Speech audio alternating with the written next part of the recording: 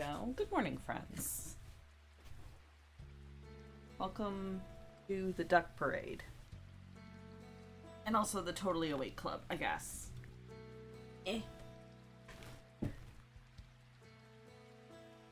Oh my gosh, Kitsune resubscribing for the 37th month. Thank you, thank you, thank you. Something managed duckocracy? So, yeah, something like that. Duckposit? Yes. Rock number 2 as opposed to rock number 1. There are in fact 2 different rock ducks that just sink straight to the bottom of the pool and sit there. So they are rock number 1 and rock number 2.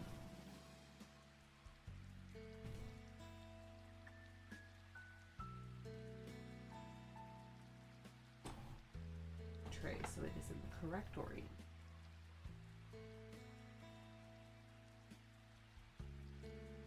They need floaters. Yeah, they need water wings. But hi, good morning. Welcome to another Sunday.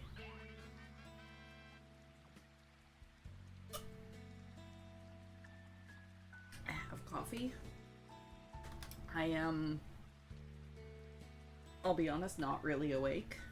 It is raining outside and disgusting. So I'm just extremely floaty and eat. But it is what it is. I am here.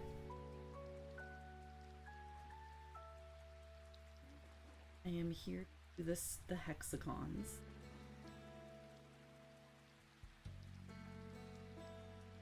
At the top of the hour, in about 50 minutes, we will have a D&D recap because boy howdy we had a session yesterday. And then we'll kind of go from there. We'll see if I actually do a full stream or not. Well, yeah, we'll see. We'll play it by ear. But for now, have hexagons to make.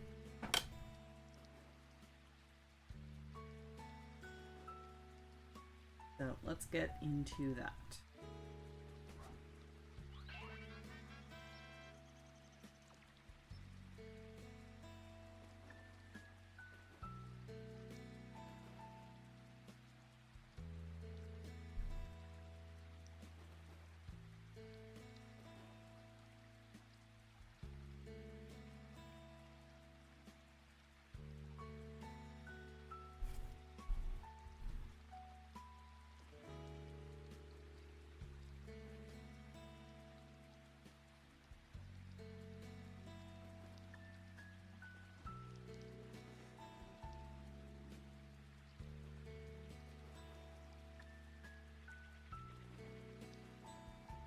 It does help if I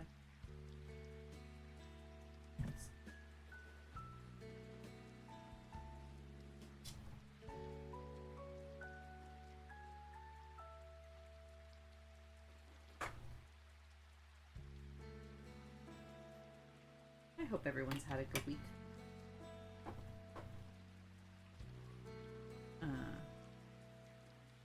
I almost said so far, but Sunday is kind of the end of the week or the beginning of the week, depending on which theory of time you subscribe to.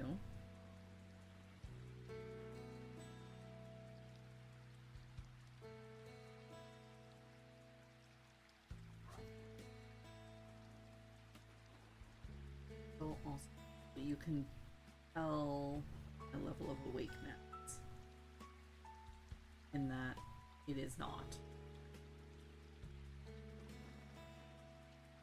No level of awakeness.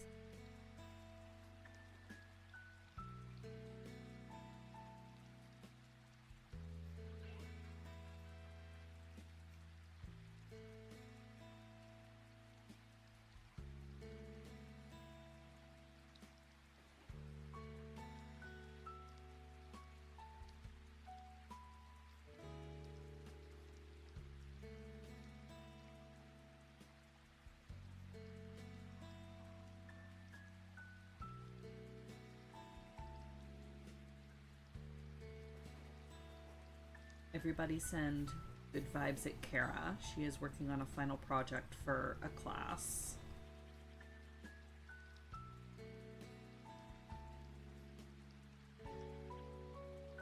She has all of the easy parts done. So today she has to do the hard part and the annoying part. So everybody send her good vibes.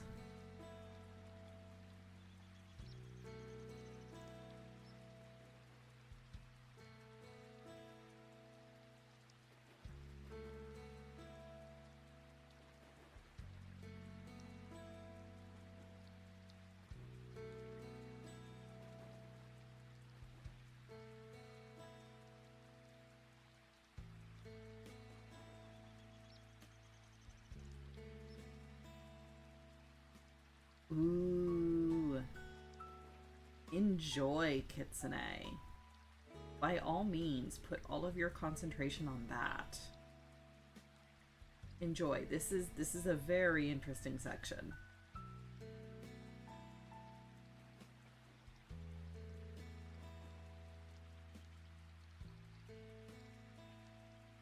Yes, yes. Concentrate on Elpis and enjoy.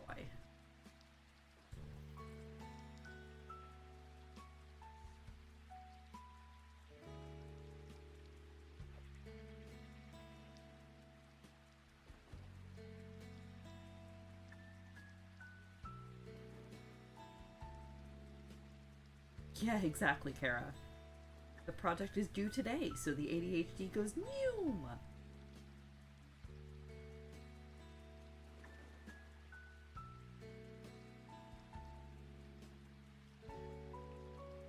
Like I said, you're still doing better than me. Because if it was me back in my uni days, I would probably be starting the entire project this afternoon after stream.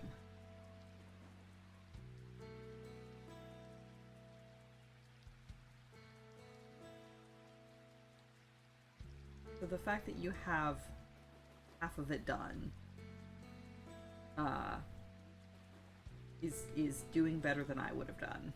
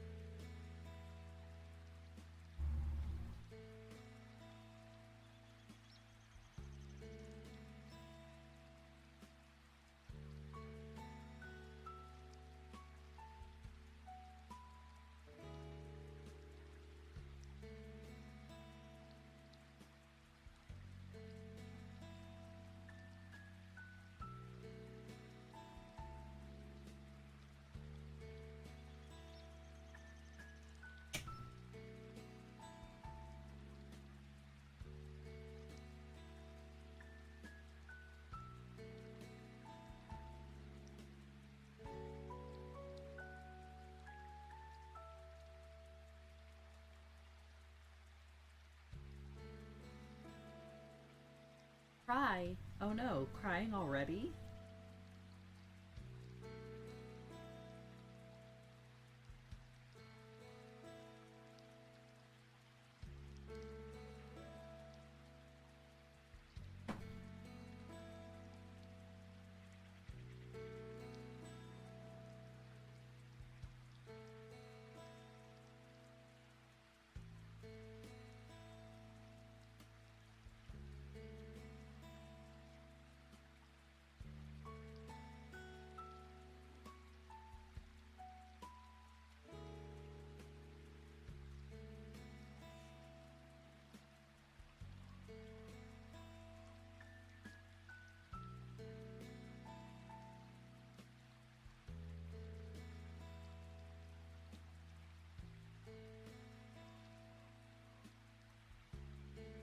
Uh, yeah.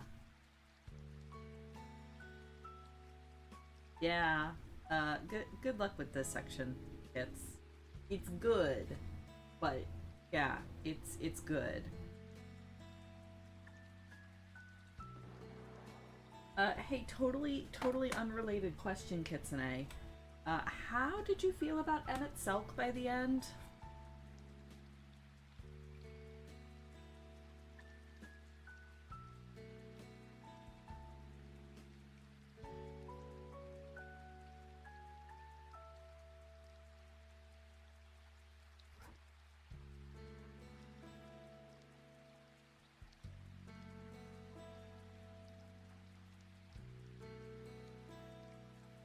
Okay, totally unrelated. Not asking that question for any reason whatsoever.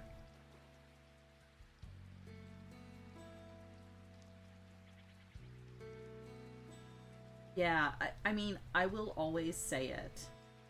Um, like, the writing in Shadowbringers is so masterful, especially the character writing. Because when we first properly met Emmett Selk, in like the the upswing to Shadowbringers, my first reaction to Emmett Selk was, "Oh God, I hate this guy. He's so like smarmy and annoying, and uh, like I can't stand him. He's the worst kind of villain. I don't like this kind of character at all." And then over the course of Shadowbringers, my opinion of him steadily transitioned through, "Oh no, I'm kind of starting to like him. Like, I still hate him, but like I see where he's coming from, and okay, they're doing a good job of establishing his motivations. Fine." To, by the end, I was like, "Oh no, I really like this character." And he is, in fact, like one of my favorite characters now. Uh, and just that speaks so much to the quality of the character writing that they managed to take me on that journey of like, okay, you're gonna start out absolutely hating this character, and then by the end, he will be your favorite.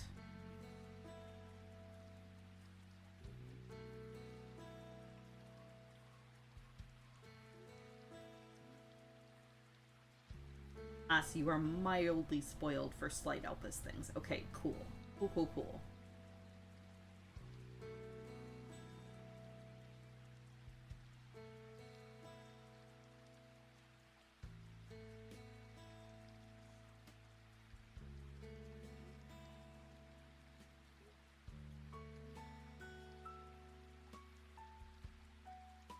So you are also aware of best friend Hythlodaeus, who is also incredibly excellent.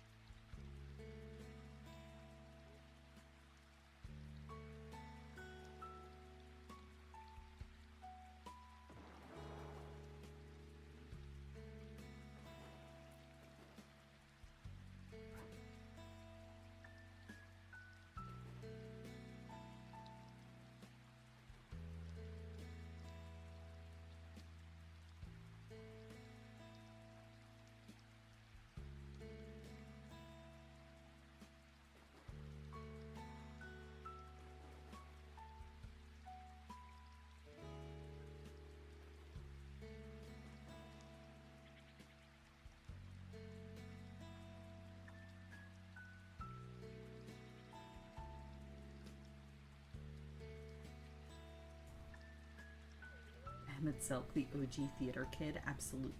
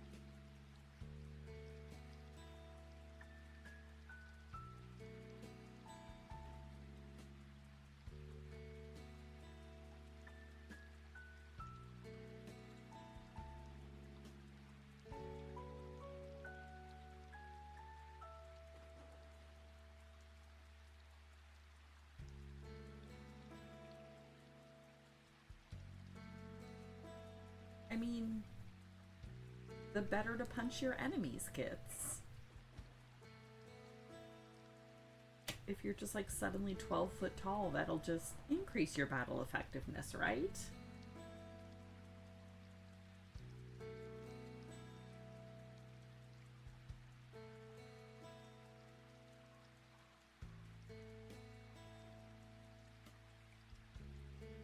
You'll be so much larger than the Loporrits, but you'll be the size that they were expecting you to be. So that's a pro. Like, they were expecting all Etherians to be that size. That's what they were planning for, and then you threw the wrench in their plans when you were like, no, actually, we're all tiny.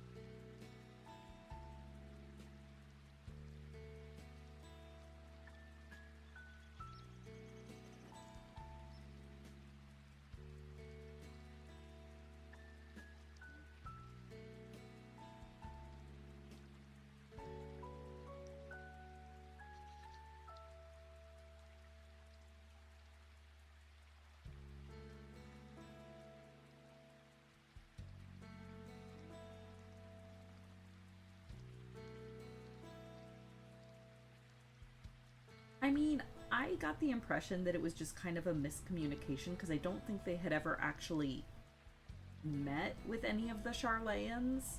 The impression that I got was that it was all like voice conferencing or like letters. So it was one of those things where the Loporrits didn't think to ask, and why would the Sharlayans even think they needed to clarify, oh, by the way, we're 6 feet tall, not 16?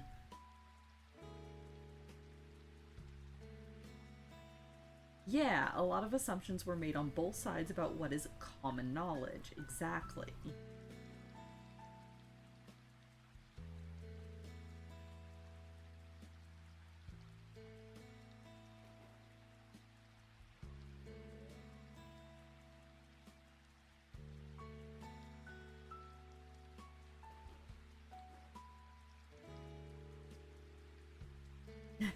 Fair, I could thusly blame unrepentantly the Sharlayans. Oh, absolutely.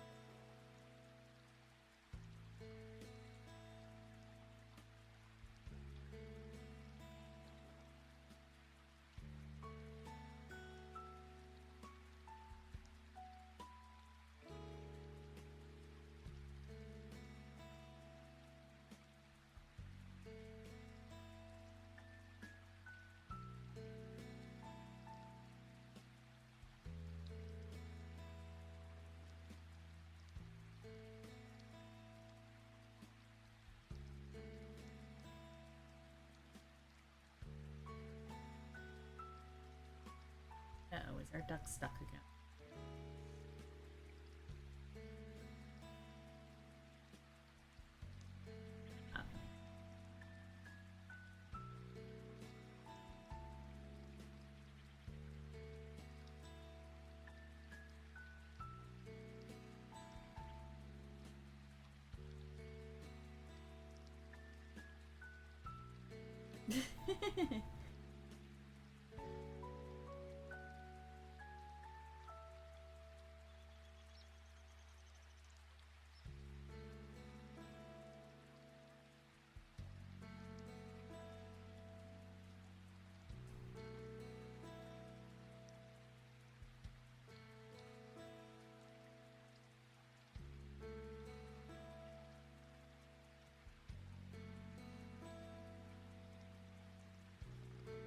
I mean, if you have glamour prisms on you, you can always hard glam your current gear.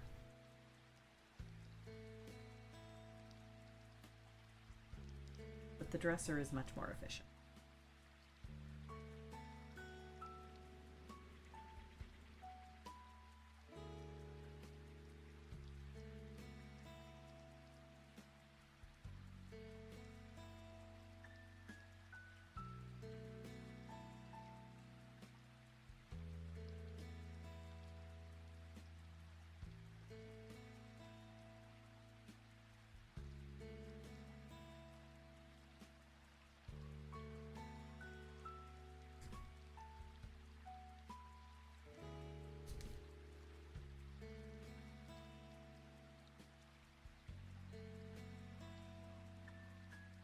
Good morning, Randus. Yeah, that's the mood for the day. I'm also incredibly... May or may not do a full stream after D&D recap. We'll see.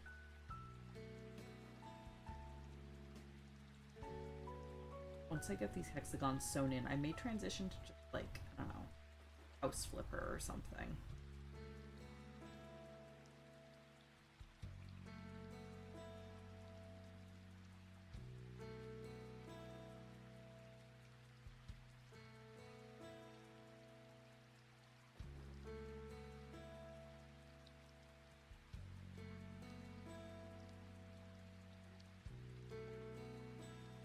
We'll see.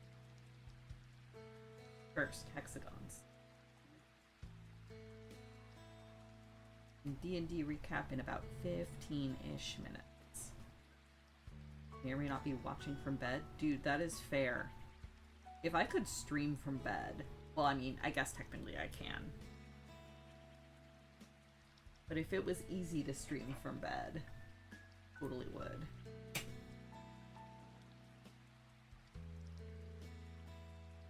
But it is hard to sew while laying down, so this chair is actually quite comfortable. It works out.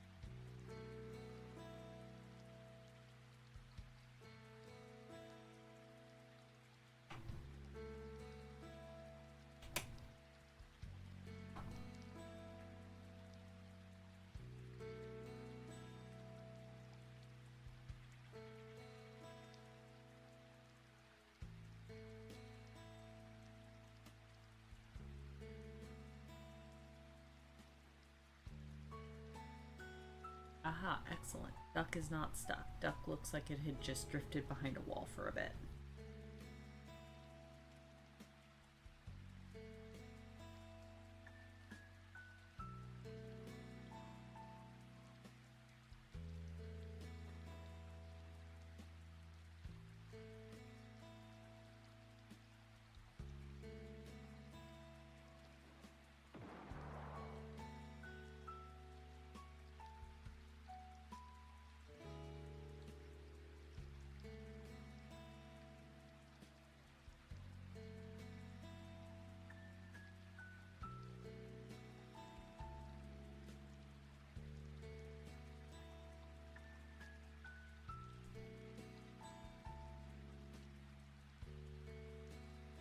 Walduck. Is there bonus points for that?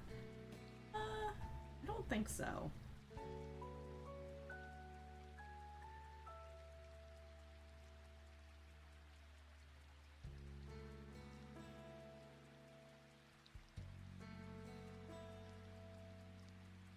I've definitely seen some ducks get themselves into some very odd places.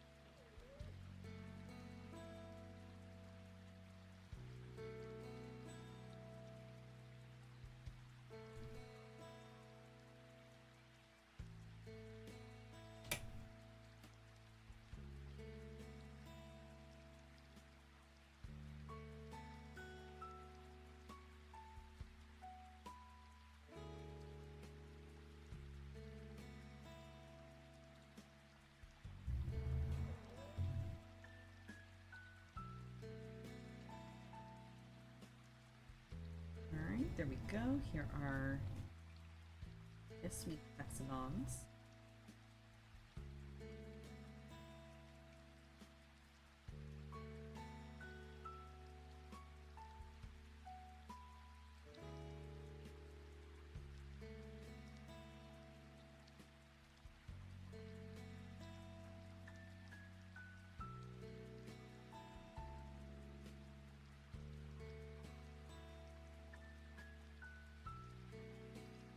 A little bit.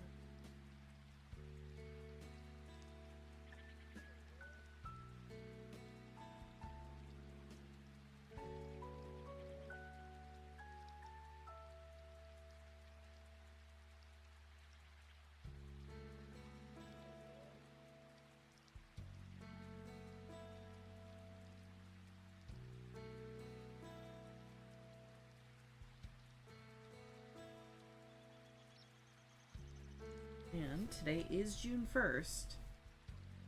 So the last one that we join in today will get a, well, right now it'll get a safety pin to indicate that in the future it will get a button once we actually take the paper out of it. There's the edge. There we go. Over here.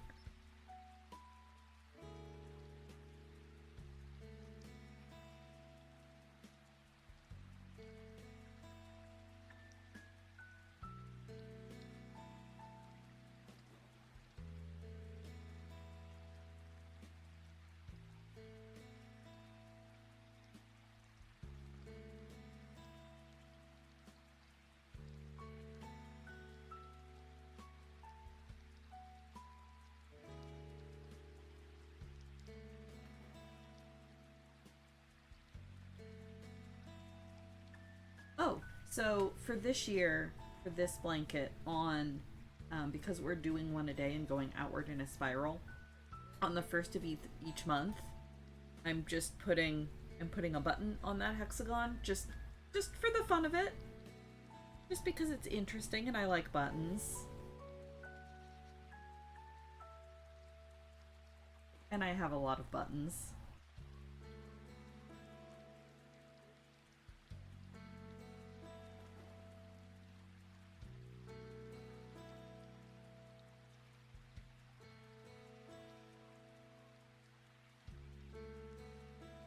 But because of the way I'm constructing it, when they still have the paper in them, I can't. Well, I could, but it would be very difficult to sew the button on then. So I'm just marking it with a safety pin. And then once we get all the way around and are able to take the paper out, then we can put the button on.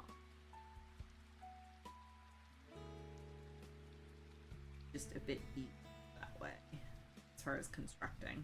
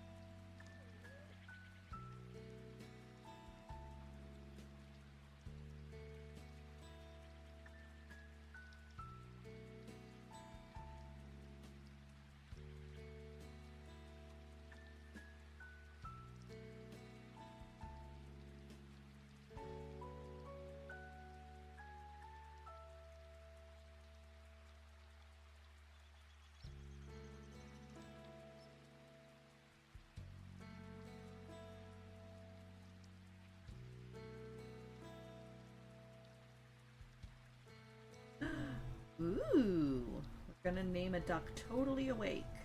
Ooh, to find an appropriate duck for that. Thank you, Randus. I will get that probably in a bit. Probably when I get up to take my break. I will find a duck tonight.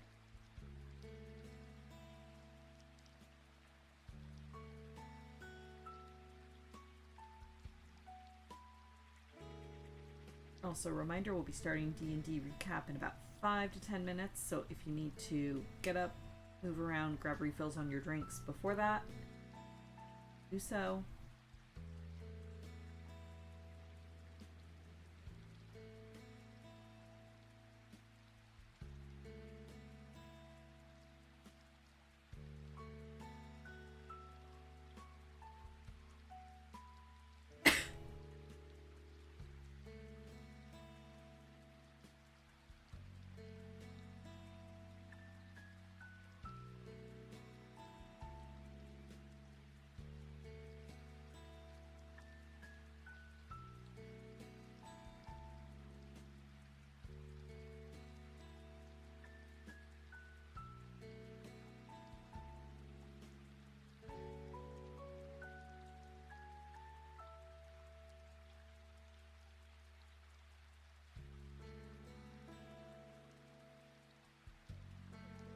Ooh, point hoarder.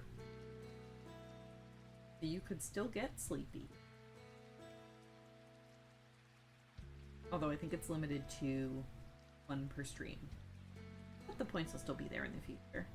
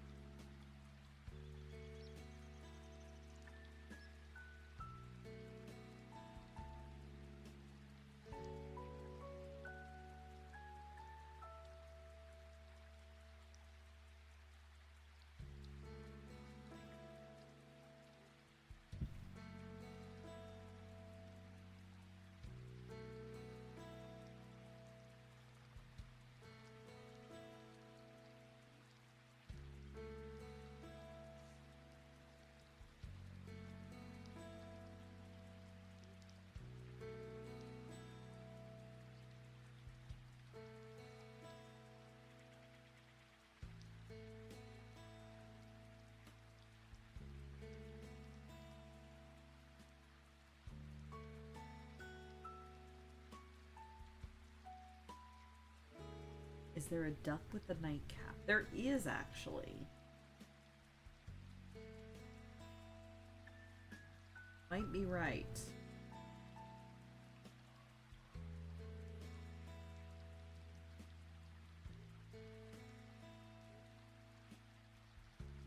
They're one of the destructive ducks because they're also holding a lit candle so they can set things on fire.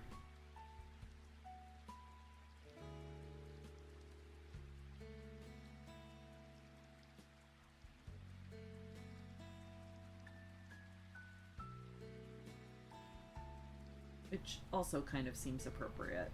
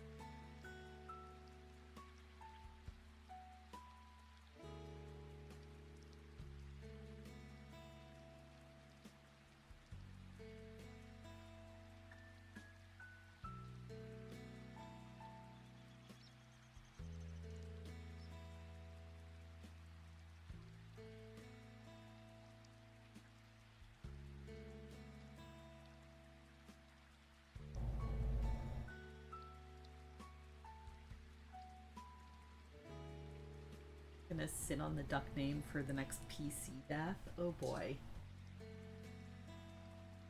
You do that. It may be sooner than you think. Or it could be forever away. Hopefully the latter, but who knows. I mean, it better be far away. I still don't have a name for my backup piece. I also technically haven't built her, but if I need to, I have an idea of what my backup piece. Wow, typing is even less easy when laying down. Brandis' learning thing.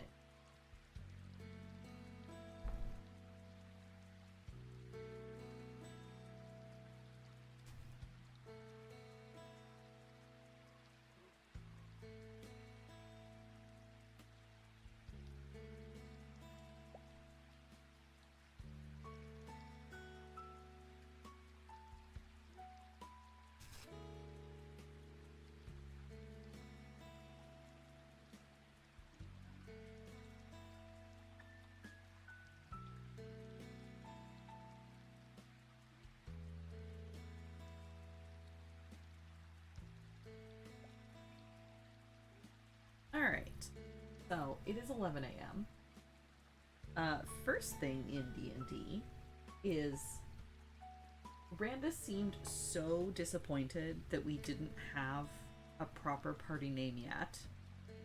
And after we discussed it last time on stream, there was a little bit more discussion in the Discord, and we have come up with our party name. We are, in fact, the Platinum Dragoons. Platinum because Bahamut is a platinum dragon. It's sort of on his, not on his charge, but like, you know, Bahamut doesn't like chromatic dragons. We're trying to fight a bunch of chromatic dragons. Bram is a paladin of Bahamut, etc., etc. And as Kara says, appropriate with how much floor tanking we do. Hey, I think we're getting better. I think we've gotten better. Maybe. We'll see. as witnessed in today's session. Oh, hey! Kuma resubscribing for 21 months. 21! My sub can drink in the US. Welcome, Kuma. Thank you. You are just in time for the D&D recap. Yeah, like I said, but TBD. Let's put a pin in that.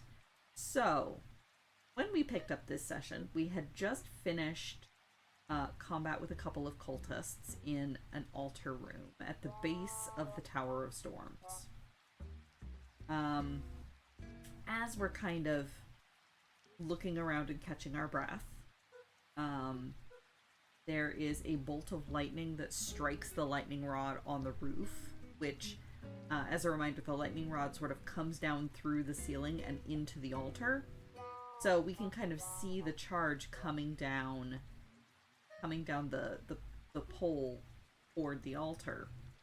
And we all kind of have a half second to react of like, oh shit. Because who knows what's going to happen when this lightning actually hits the altar. So several people manage to get out of the room. Arendiau flings herself back to like brace in the windowsill, like in the window frame, kind of hopefully out of whatever line of fire there might be, and also off the floor in case that matters. Bram unfortunately is not fast enough to get out of the room or, you know, even back a bit. So the lightning hits the altar and there's like this giant, there's a bright flash of light and kind of like a concussive blast. It knocks Bram off his feet, but doesn't actually do any damage. He's just kind of stunned for a moment. Kind of the reflexive, ow, but like not actually hurt kind of thing. So he gets back to his feet and dusts himself off, and everybody else kind of cautiously peeks back into the room. One of the cultists is still laying sort of against the altar, but luckily still dead. Luckily the bolt of lightning did not reanimate him again. But that is kind of worrying. And Arendiau brings up the point of like, maybe we should get rid of the bodies. We could toss them. Would anybody notice if we tossed them into the water outside? Because we know that there's a little balcony that comes off this room, and has like cliffs down into the ocean. So Bram pokes his head out onto the balcony just to make sure it's all clear. The harpy's nest that was here the last time we were here is now gone. The balcony is completely clean. And there are sharks circling in the water. Big sharks. But, you know, that seems like a convenient way to get rid of potentially reanimating cultist bodies. So Lash and Bram both drag they each drag a cultist out onto the balcony, and push them down into the water. Bram's hits the water first, and it hits the water and sort of floats for a couple seconds, and then there's just this massive shadow that kind of comes underneath, and then this giant shark, like we're talking Jaws size or bigger, like massive shark, jumps up out of the water, and like, you know, arcs over to be able to grab the cultist and just swallows this cultist whole. And Randus's comment was, wave to Daggermaw. But Bram also noticed when this massive shark jumped up out of the water, like, it jumped so high, Bram swears that it was like almost eye to eye with him, and he's like 20 feet up, 30 feet up on the balcony. And so he actually gets a fairly good look at this massive shark, and he can see that there's like almost like pulsing purplish veins that are like running through this shark. Like something has changed this shark in some way. This is not. This is no longer a natural shark. But that's kind of all he could tell before Daggermaw disappeared back under the water again. Lash is just kind of staring because, oh god, big fish. And Lash, as a reminder, is a desert dweller. They've never seen a shark before. So Bram just kind of gestures and is like, shark. And Lash is like, aha, I see. So Lash throws their cultist into the water. And this time it's two somewhat smaller sharks. Like, you know, regular sized sharks. Normal sized sharks. Still big, but probably natural sharks. Come up and just kind of start, like, one of them takes the top half and one of them takes the bottom half, and they just kind of start, like, chewing on this cultist. And within a few minutes, there's, like, nothing left. Yeah, Lash has never seen an ocean before. Lash has never seen a beach before. But now Lash has seen sharks. Very exciting day. We have determined we should probably not go swimming. In fact, when we go back inside and tell everybody else, like, hey, let's not go in the water, there's giant sharks. Like, even more giant than we were expecting. Because we have seen, like, the shadows swimming around in the water, but this is the first time we've, like, seen Daggermaw, and he's huge. Glint even asks Bram, she's like, Bram, can you even swim? And Bram kind of shrugs a bit. Because I think he can, but he's used to swimming in, like, calm water, like lakes, maybe a river.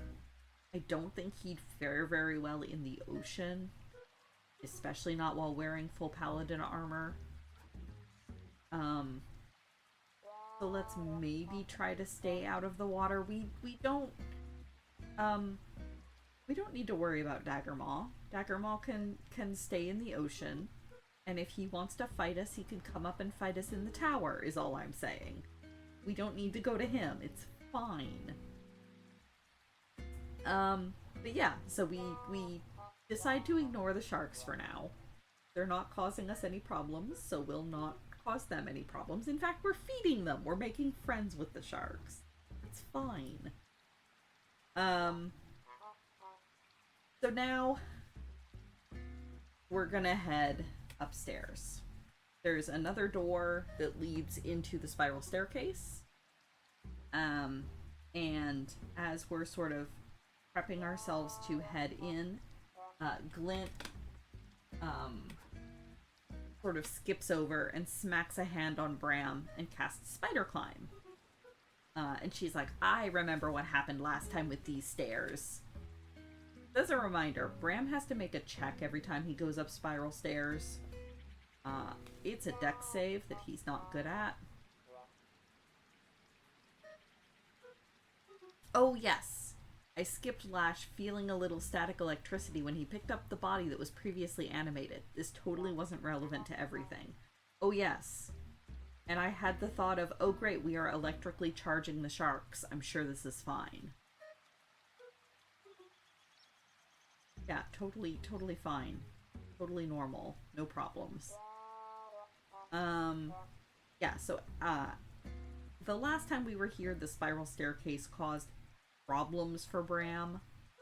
So Glint is just gonna try to head that off, cast Spider Climb on Bram. But because she can only cast it at 3rd level, due to the way her pack slots work, she gets to cast it on 2 people at once. So she chooses Bram, and then also Lash. Because her thought process is that Lash seems the most likely to be able to do, like, crazy acrobatic shit if you give him the ability to run up walls and on ceilings. And that feels like it would be very cool, and Glint kind of wants to watch. Oh, as a note, I was controlling Glint for this session, because Kara was busy with her final projects and homeworks. So I was Glint for this session. hopefully I did a decent job. Yeah, exactly. Lash has positive modifiers in all the physical stats. He could totally do some cool, like, jump off the wall acrobatics, and Glint totally wants to watch that. So she casts it on Lash as well. Um, in the sort of stairwell, underneath the spiral stairs, there's like barrels and boxes of fresh supplies of, like, you know, fresh water and food, grains, that kind of thing, which we kind of take note of, but it's not fully unexpected since we knew that the cultists were living here. Um, Across the staircase from the door where we came in is a second door, and it's standing open. And uh, we take note that there seem to be wet footprints sort of coming out of that door and heading up the stairs. So Bram is taking the lead up the stairs because we know there's at least one more cultist lurking around, and we know that there's the dragon somewhere above us. So Bram is in the lead. He walks over to that door to sort of examine the footprints a little bit more and to take a look into this room. The room itself is empty, except there's like a couple inches of water just like covering the entire floor, like an even layer of water. And the footprints themselves and also the water that's in the room are like, it's water, but it's like slightly thick water. Like, instead of, like, you would think of a plain water footprint, you would step on the ground and move your foot and the water would kind of like spread out and disperse completely flat. This water, the footprints, like, you step and move your foot and the water kind of stays, like it almost bubbles a little bit. Like, it's I was thinking of it of like when I work with resin before it hardens, where it's like, it's a liquid, you can pour it and it'll spread out, but it's like slightly thick and it has more of a surface tension. So if you like drop a droplet onto a surface, it'll just kind of stay as a droplet. So it's kind of like that. It's like, it's just enough to be noticeable and weird. So Bram kind of pauses.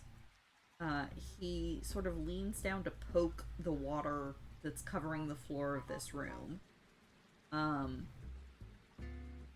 And it, you know, acts like water. He kind of brings it up to his nose to sniff it, and it smells like salt water. Doesn't have any sort of a weird other smell to it. Luckily, Bram is intelligent enough probably not to taste it.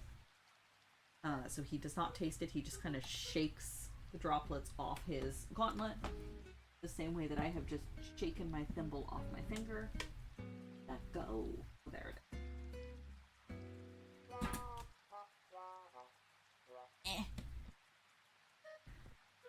Everything is fine.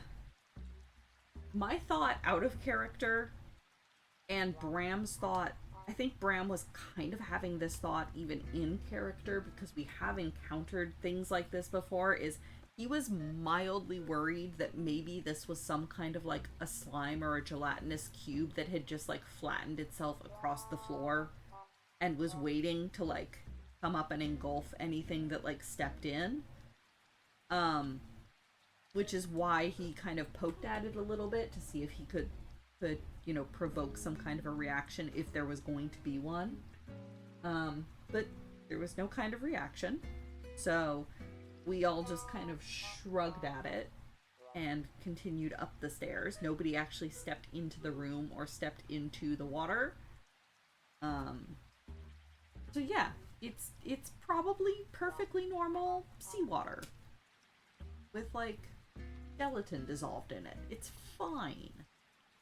Totally fine. Not gonna come back and cause problems ever. So we head up the stairs. Bram is in the lead. Lash, with his spider climb, is actually walking sort of sideways 90 degrees along the like outside edge of the staircase. Um, so you know, in case Glint loses concentration on spider climb, Lash will just fall straight down and not get caught in the uh, cavalcade of centaur chaos as Bram stumbles and falls backwards like he did last time we were here. Fine. But yeah, so we head up the stairs, Bram and Lash in the lead. We get around, we see no sign of whoever made the footprints, presumably the cultist, but maybe not, but we're presuming it's the cultist. No sign of them, no sign of the dragon yet. They're probably at the top of the tower. We make it a full turnaround up to the first, it's not really a landing, but like the staircase flattens out for like 10 feet to form like a little bit of a narrow landing, and a door that we know from the last time we were here leads out onto the roof of the area where we just were. So like the area downstairs, the altar room, and like the entry hall, we can stand on the roof. Ah, okay. So it wasn't any kind of like a gelatinous anything. It's the room where the cultists tried to summon storm elementals but failed. Oh, neat. Interesting. So we get up to this flat landing. This door, the door out onto the roof area, is also standing open.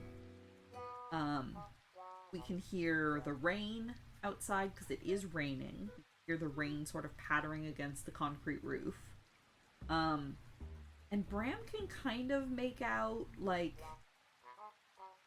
an extra, like other noises that don't quite seem like normal rain, but he can't quite like figure out what kind of noises they are.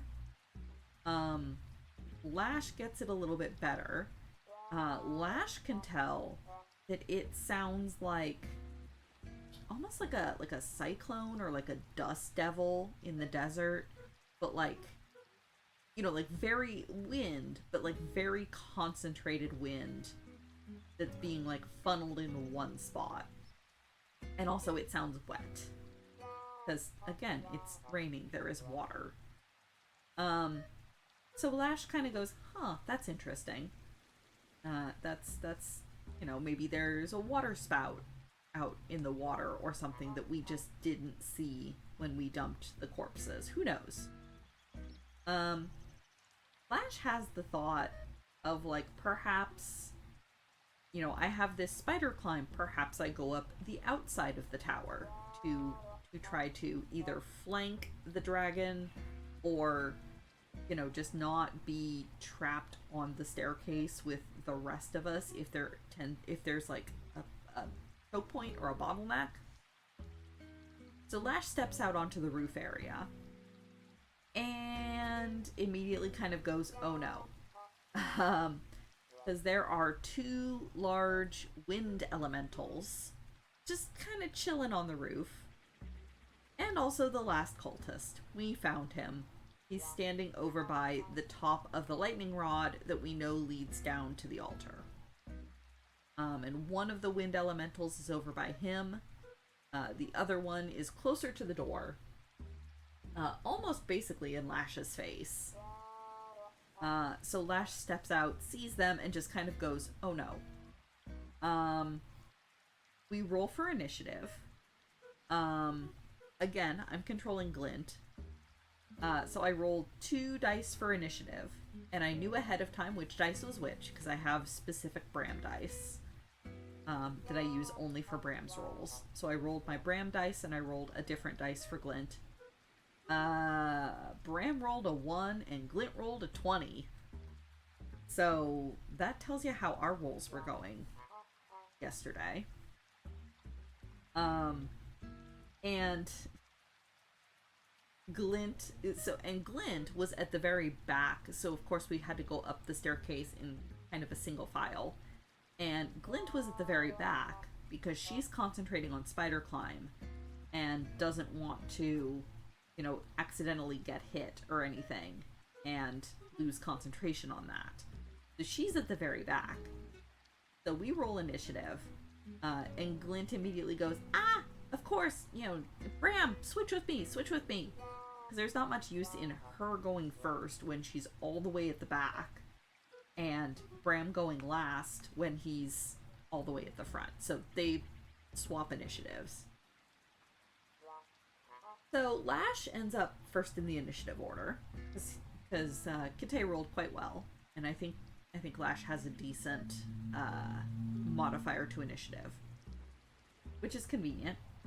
So Lash calls back into the tower to the rest of the party, elementals, as a warning, because Erendia was actually the very first in the order, in turn order, but because she was further back down the staircase and we didn't, she had no idea that anything was on the roof yet, so she just held her turn.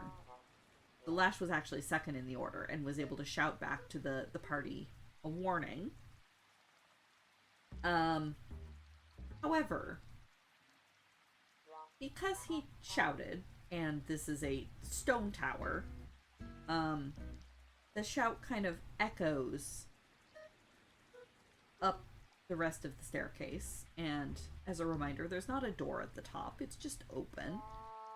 And Sparkbringer takes notice.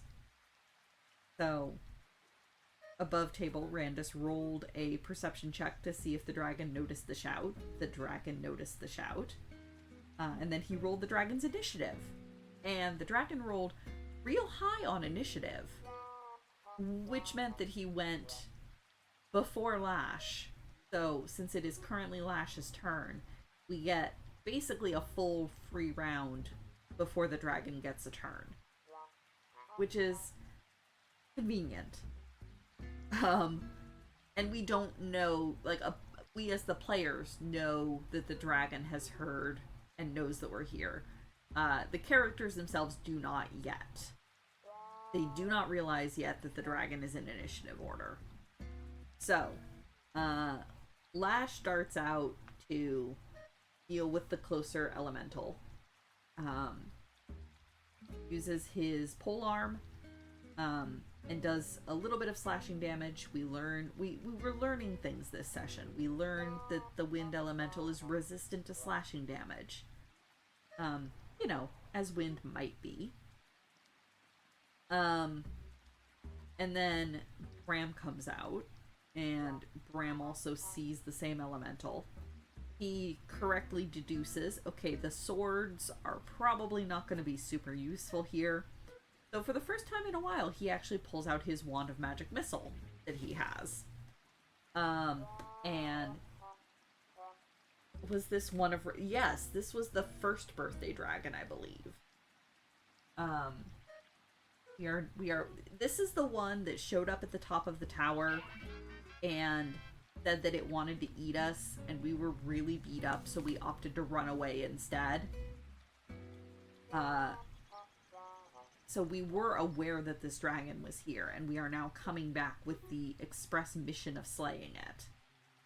So yes, we are aware that the dragon is here. The characters are not yet aware that the dragon has heard us and is in initiative order. But Bram pulls out his Wand of Magic Missile and launches a couple magic missiles at the same elemental, the closer one. And it takes all of the force damage from that. So that's good. We're learning things. Force damage works. Phalar pokes his nose out and sees the closer elemental, also sees the further elemental and the cultist. Thinks about casting a fireball. However, Randus points out that Phalar would realize that it is raining outside.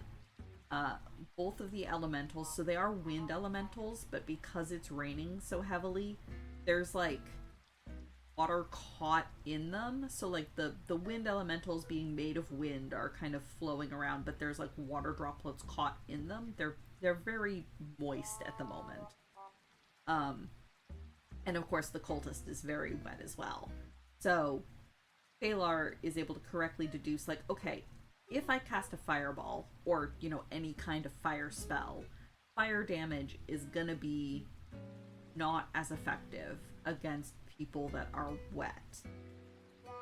We don't know what that reduction would be. We don't know if it would be like halved or just like a d4 or a d6 less. We don't know exactly what that reduction would be, but we are able to intuit that, okay, there would be some kind of a reduction to fire damage against wet creatures, which, makes perfect sense. Well, actually, no, Randus said that if we were underwater, the fire damage would straight up be halved. So this is probably somewhere in between halved and full. We just don't know exactly how much a reduction it would be, based on the wetness status of the target. So instead of casting Fireball, Phalar instead opts to cast Chromatic Orb. And I believe this first one, he chooses poison damage, because again, we're learning. Let's choose a bunch of different different damage types that we have access to. Learn what works on these elementals and what doesn't. So he chooses poison. He aims for the elemental first. He hits the elemental. When he rolls damage, he does manage to roll doubles, which means that the chromatic orb is able to bounce to the cultist and also hit the cultist. So the elemental unfortunately takes no poison damage, but the cultist does. So it wasn't a totally wasted turn, because again, we've learned things. We've learned we can't hit the elementals with poison. And we've also done some damage to the cultist. It's fine. The elemental that he tried to use the poison on decides that it's gonna come up and basically stand on top of Bram and Lash, where they're kind of side by side against the railing. Like it in fact, like the wind elemental actually like engulfs them, like it's literally like surrounding them. Luckily, being a wind elemental, we can still breathe, which is nice. However, it does attempt to throw Bram over the railing and off the side of the roof. However, he is able to make a strength save and is able to not be knocked off the roof, which would be awkward for everybody involved. So he gets to stay on the roof, luckily. I'm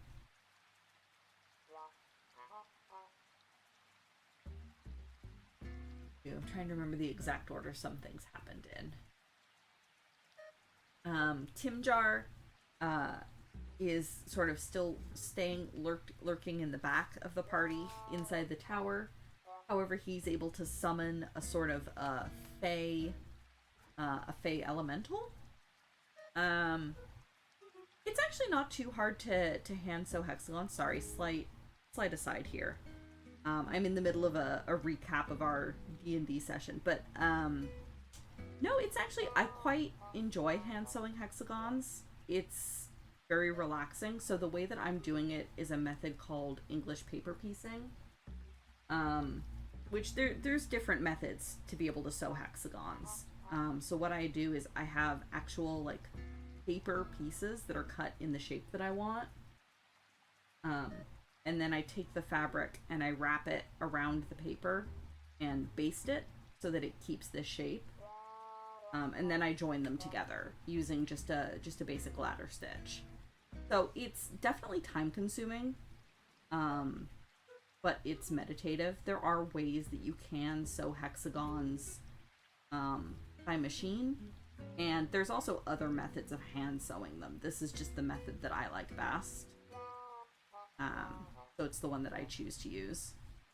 Oh, and Kitte's resubscribed for the 37th month. Thank you. Yeah, to you too. Thankful it was an air elemental rather than an oxygen or a nitrogen elemental. I mean, I feel like if it was like an oxygen elemental, it would take extra fire damage. That could be fun. But yeah, so Timjar is able to summon a sort of a fey, not a familiar, but like a fey thing to fight for him, and sends that out into battle. So that's fun. Um, the Lash is able to step sort of out from under the elemental and decides to make himself big. So we have big Lash again, which is excellent and exciting. The dragon starts to make his presence known. We hear the deep rumbling voice of the dragon of, I see my favorite meal has returned. And we hear sort of cracking and like stonework sounds. But the dragon does not yet appear.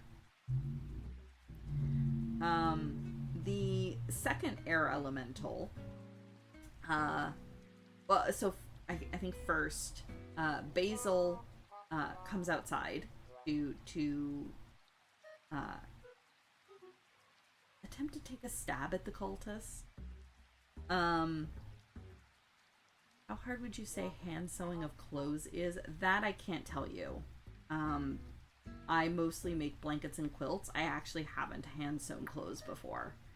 So I am unfortunately the wrong person to answer that question. I would guess it probably depends on what you're trying to make and how complicated the pattern is.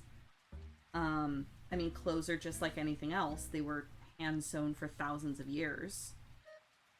So it definitely can be done. It's just a matter of how complex it is and how much time and effort you're willing to spend. And what you're trying to make. But yeah, I don't have any experience with hand sewing clothes myself. Or even machine sewing clothes. Like, I've made a couple really simple, like, skirts and things, but clothing sewing is one thing I've never really gotten into. I'm much more of a quilter and blanket person. But yeah, so Basil comes outside onto the roof and takes a stab at the cultist, and then the cultist stabs back. The cultist is able to use like a sort of a lightning claw thing, like a distance attack, to just kind of rake lightning at Basil. And unfortunately, hits for enough damage that Basil goes down. So that's inconvenient.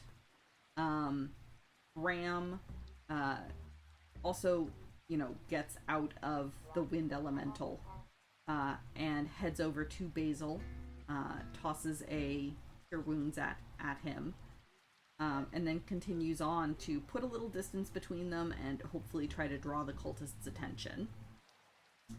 It was a mean cultist. This cultist was very mean.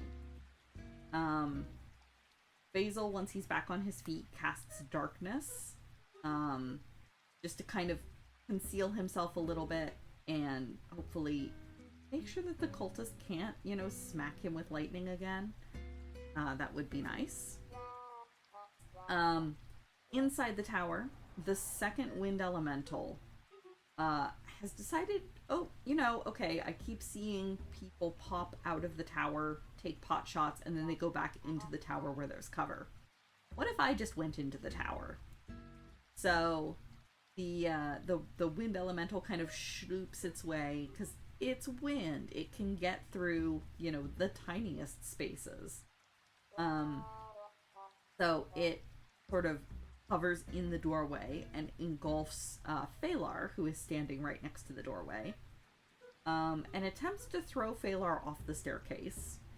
But again, luckily, does not manage it. Phalar is able to sort of probably brace himself against the wall or against the stairs, and keep his feet. So he did not go flying down into the bottom of the staircase. Blint, seeing this, windy boy, windy they, blocking the doorway, Um, and intuiting that, again, considering there's actual literal water caught up in the winds of the elemental, kind of makes the same assumption that Phalar did, that okay, fire is probably not going to work. Um, Kind of goes eeny, meeny, miny, mo between her other spells. And she's also still a little bit further down the stairs. So Randus makes the point that if she tries to attack with, like, guiding bolt or a distance attack, that the elemental would have partial cover just from the angle and the actual, like, staircase, because Glint is further down. But that doesn't apply if she uses an attack that requires a save. So she uses Toll the Dead, which is a spell that requires a wisdom save and does necrotic damage and does extra damage if the target is already hurt. So this elemental fails that save and it's already hurt. So she gets to roll d12s, which is excellent, and does a chunk of damage. And then Arediao is able to use her Psychic Blades. She throws a Psychic Blade, achieves a critical hit with Sneak Attack, and manages to take out this first elemental. And it just kind of... It's like if you throw something through a cloud of smoke, where, like, it goes through the smoke and the smoke just kind of dissipates around it. That's kind of what happens to the Wind Elemental. She throws a Psychic Blade and it just kind of, seizes and then just kind of dissipates, and they leave no body behind. So we have one Wind Elemental down, which is exciting. Love that for us. Phalar pokes his nose back outside, and throws another chromatic orb at the second Wind Elemental. And this time chooses acid damage. Again, we're learning, trying to determine what kind of things hurt these windy elementals. So he hits it with the chromatic orb, and it takes all of the acid damage, which seems a little weird to me. It seems to me like if poison doesn't hurt wind, then acid shouldn't hurt wind either, but I'm not going to look a gift horse in the mouth.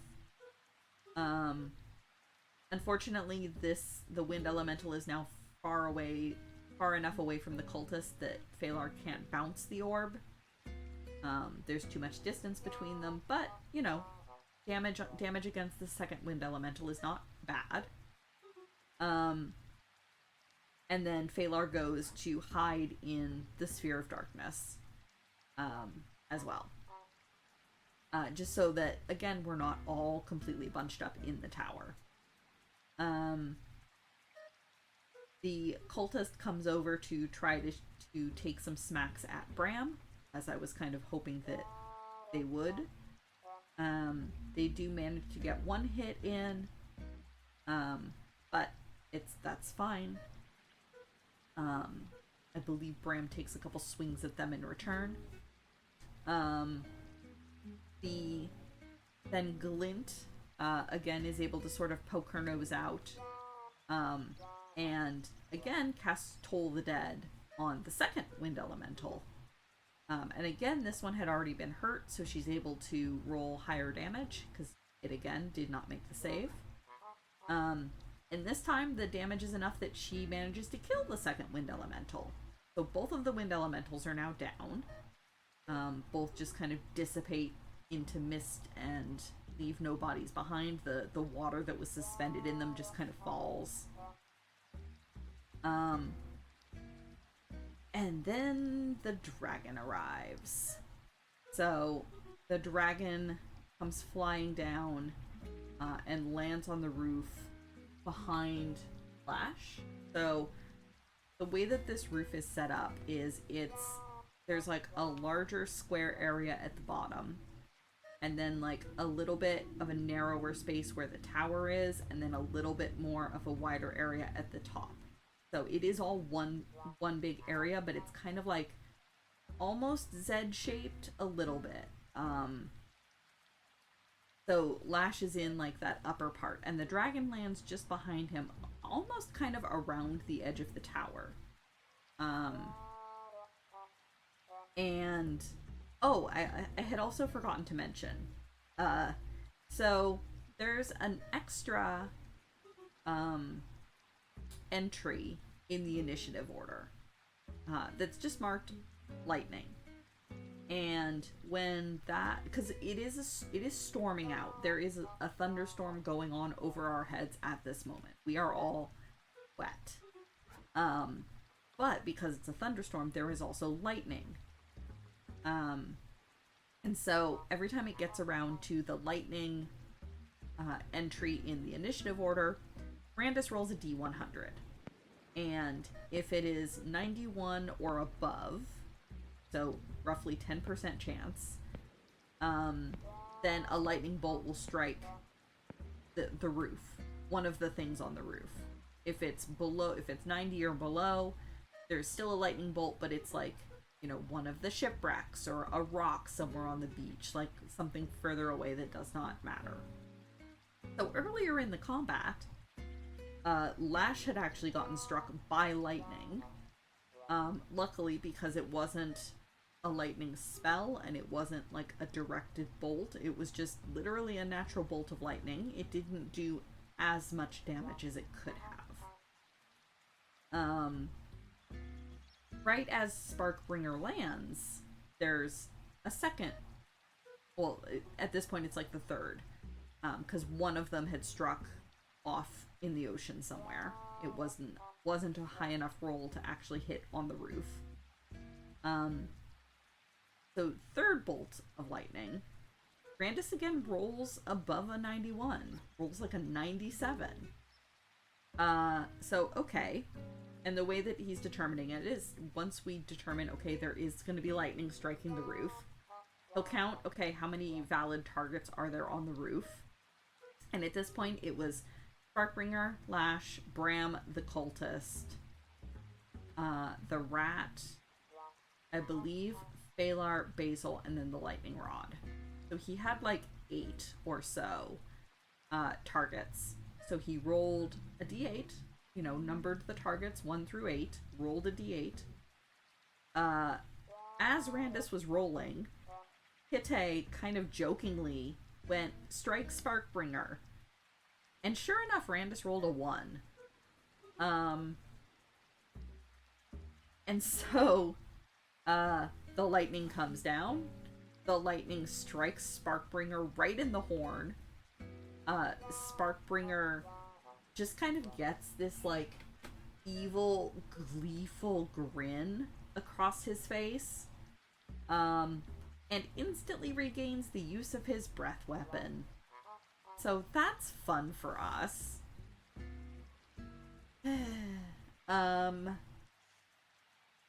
So that's fine. Yeah, that's so rude of it. Exactly.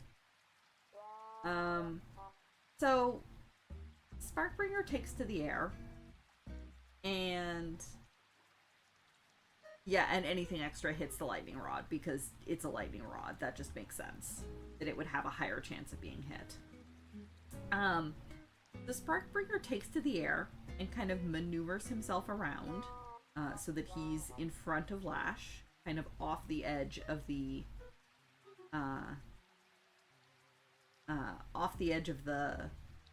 roof, and uses his breath weapon. And his breath weapon is big enough that it hits Lash, and then 50 feet behind, well, not quite, probably like 40 feet behind them, because I think I measured it out, and Bram can't quite get from one end of the roof to the other in a round without dashing, which means it's about 50 feet, 50 to 60 feet. So the breath weapon hits Lash at the edge of the roof, and then like 40 to 50 feet behind them hits Bram and hits the cultist as well.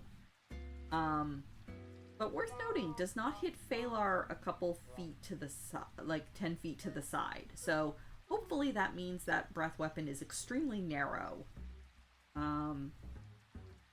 So Bram is able to make his save It's a 60-foot line. Okay, perfect. I figured it was something along those lines, considering how narrow it seemed to be. Because I think Phalar was only like 10 feet off of Bram's side and he didn't get hit. So that is good to know. So Bram manages to make his save. Opts not to use the cultist mask to have the damage again. It's a 5-foot wide, like all lines. Okay, perfect. Yeah, we had, we're trying not to line ourselves up, and yet. However, the cultist also fails. The cultist immediately gets obliterated by the lightning. Bram and Lash both take fairly heavy damage. Glint has correctly deduced that if she goes out onto the roof, she's squishy. She knows she's squishy. She kind of has the thought of like, okay, what if I go to the top of the tower? He's not up there anymore. He's left. What if I go to the top of the tower and I can lean over the railing and like make pot shots down at him and sort of split his attention, and hopefully he'll be more concerned with the people on the ground than he is with me. I hope. She does also tell Timjar, like, hey, come with me, I think we can hit him from above. And Timjar opts not to follow her. So Glint is headed up for the top. So she's on the top of the tower. She tries to throw a guiding bolt at Sparkbringer, and it misses, unfortunately. So she retreats down the stairs a little bit so that she has a little bit of cover. Phalar pokes his nose out again, out of the tower. Well, he was in the darkness, so Phalar steps out of the darkness, throws a chromatic orb at Sparkbringer. This time with cold damage, because we know that does extra damage in the rain. We have deduced by this point that when you are wet, and at this point most of us have been out in the rain enough that we are wet, that lightning and cold both do extra damage. And the dragon is also wet. I don't think we want to hit the dragon with lightning damage, but we sure can hit it with cold damage. So Phalar throws another chromatic orb at him. This time selecting the damage as cold. And manages to do 60 points of damage to the dragon, which I freaking love. Oh, I had forgotten to mention. So when Sparkbringer first lands on the roof and we get a good look at him, he is messed up. Like one of his wings is like kind of mangled, and is starting to, healed to the point where he can fly again, but still pretty fucked up. One of his eyes is like swollen almost shut. There's frostburn down all along one of his sides that, again, it's starting to heal, but you can tell, like, Cryovane messed him up when they fought.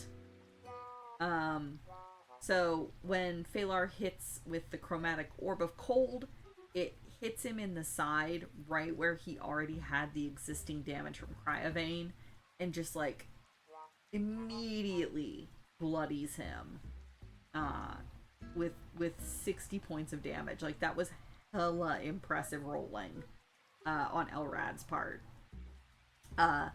So, he is not happy. Sparkbringer is not happy about that.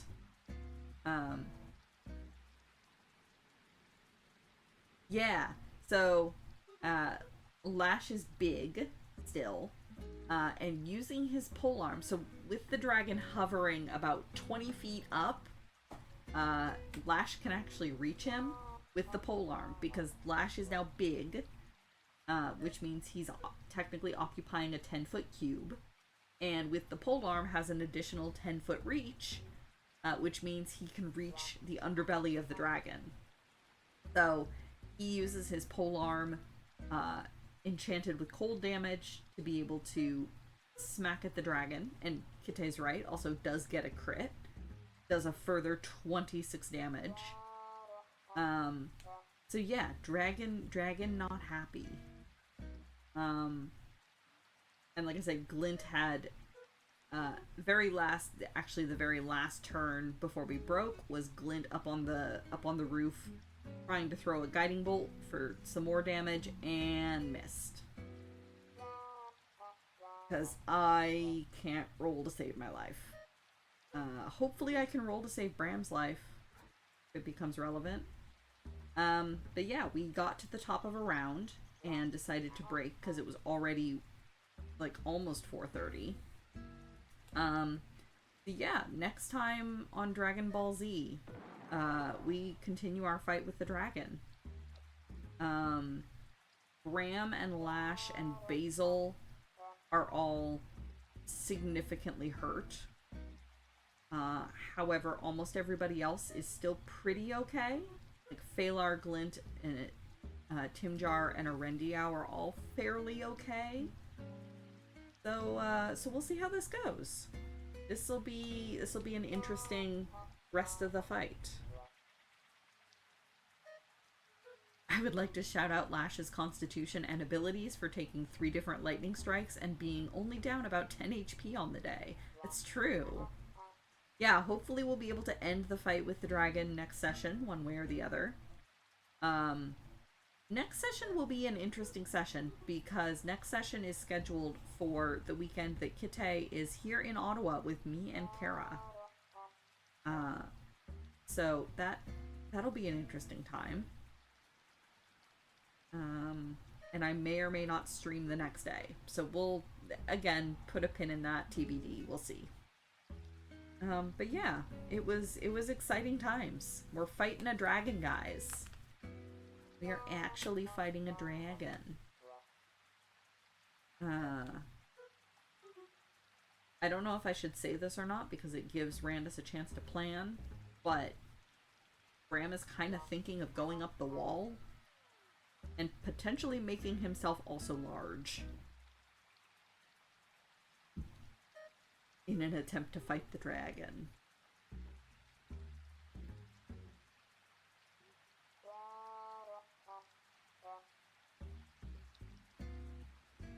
And yeah, it'll be fun. Yeah, large friends. Big Bram. Bram with big dragon stab sword. Aha, and Kuma has redeemed a board game arena, as is tradition. Excellent. Let me just attack this hexagon. And then I will take my break, name a duck, and do board games. Yeah, exactly. As is tradition. Post D&D recap board game arena. It is good to let the DM plan. The DM having plans makes everything go smoother. True. Already know what your next turn is unless you get the breath weapon back. Fair. Yeah, he's kind of contemplating going up the wall, considering Spider Climb is still active. That might cause problems if Spider Climb becomes inactive, but you know, we'll deal with that problem when it comes.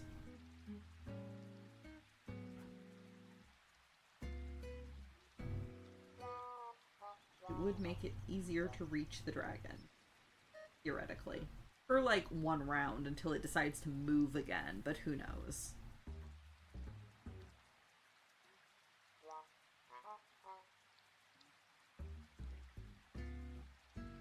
Stupid flying enemies.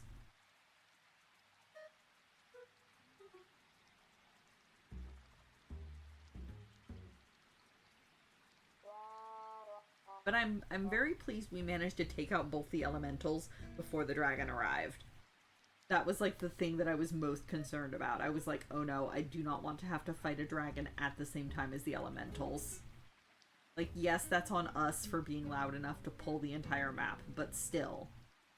I'm very glad we managed to take out the elementals before the dragon fight.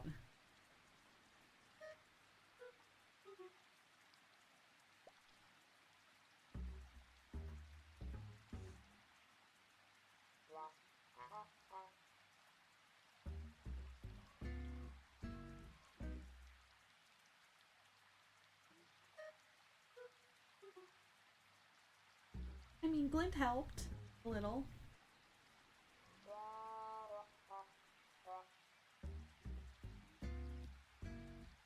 Imagine the fun you could have if you could throw breath weapons down the tower, but it's a 5-foot line.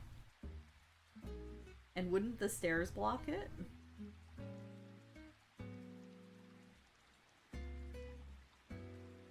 I feel like that wouldn't be as like, it sounds good in principle, but I feel like mechanically that wouldn't actually work very well. Especially if we were ranged all the way around the stairs. If I could. Yeah, fair.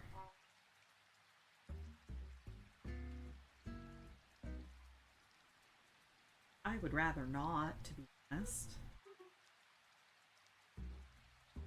But yeah, I'm sitting here still trying to decide if sending Glint up to the top of the tower was genius or really stupid. I guess it'll be Kara's problem to figure that out.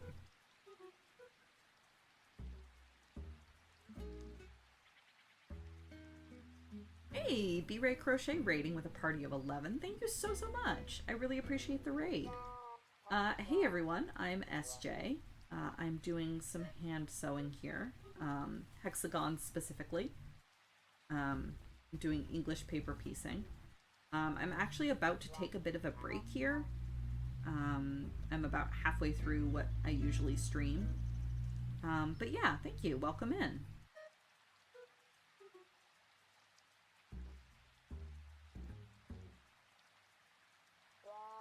Genius or really stupid is kind of how Glint rolls. That's fair. That does seem correct.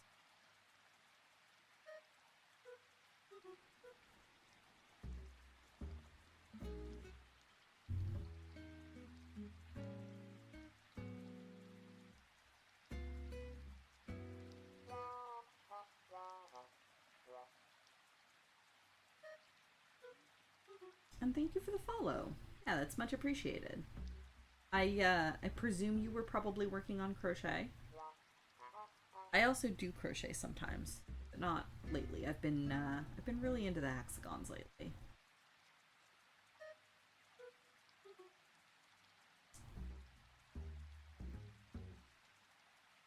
Ooh, a fidget ball. Excellent. Those are fun.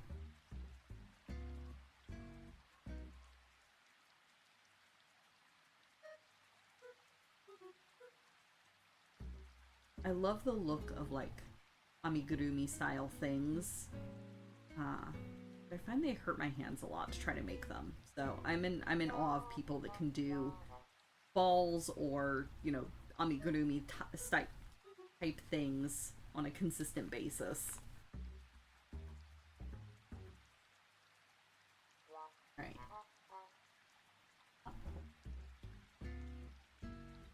Trim this paper out.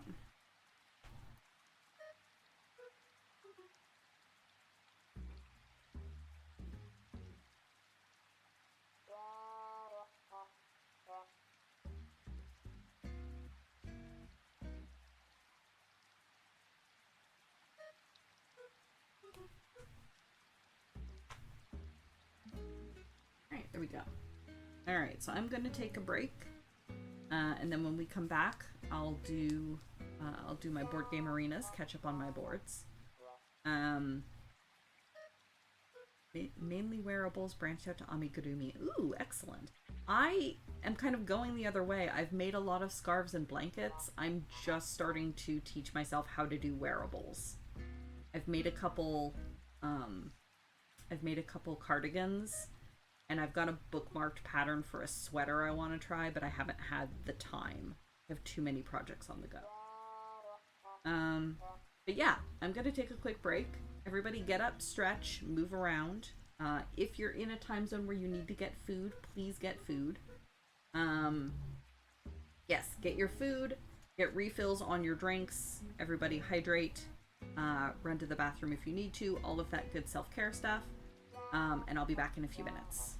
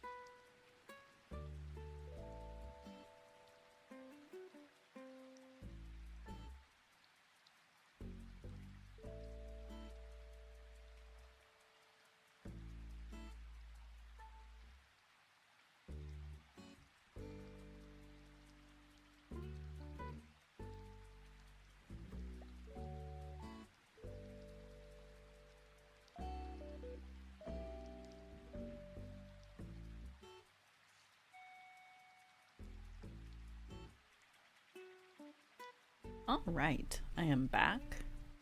First things first, I want this. So we got a request to name a duck. So we go into here. Let's see. There is a duck with a nightcap, as Kara suggested. Where is it? Oh, there it is.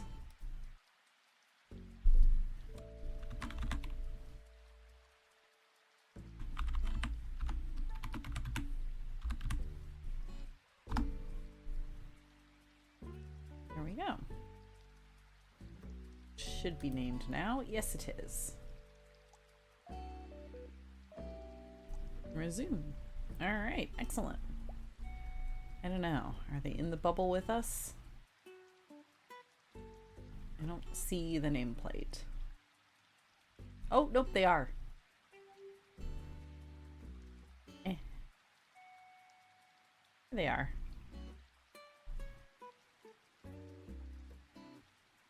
Hello, totally awake. Excellent. All right, excellent. Now, next we go here. Come on, Board Game Arena. I know you're here.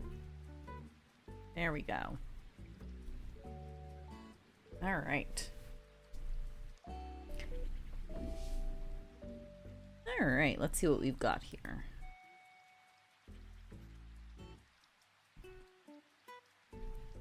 Okay, last draw phase of fall. And this is forest gets points for every column and row I have forest on. So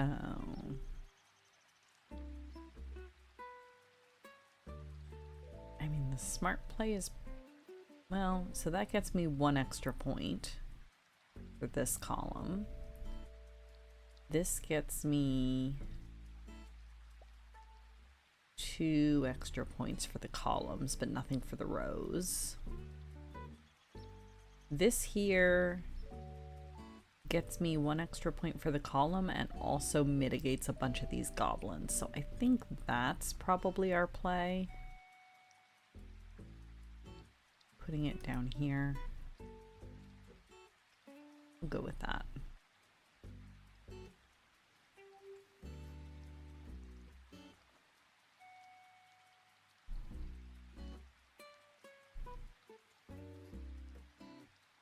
Yeah, it does slot neatly in the middle, but putting it at the bottom mitigates some of those goblins, so... okay. I guess probably the 83? Sure, let's play the 83.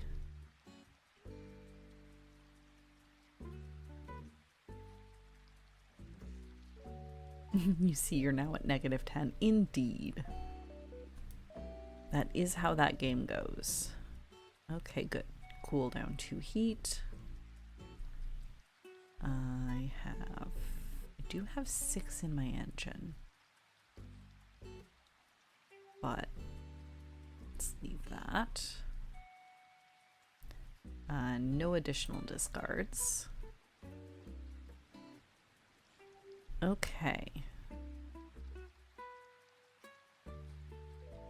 I think we go that. Yeah, probably.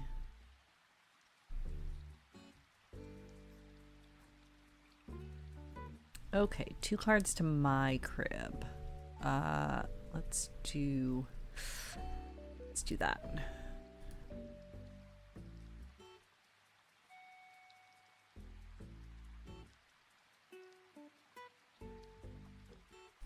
Okay, play that.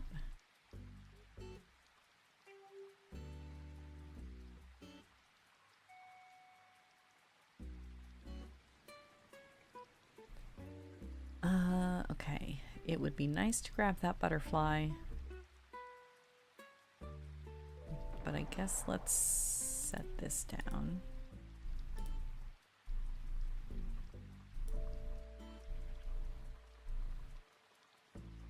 2 cards to my crib. Go with those. That's a nice flop.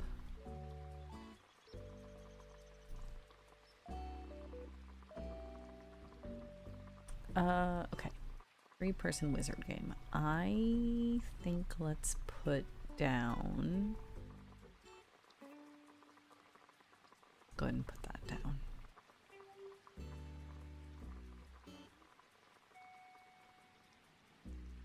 Okay.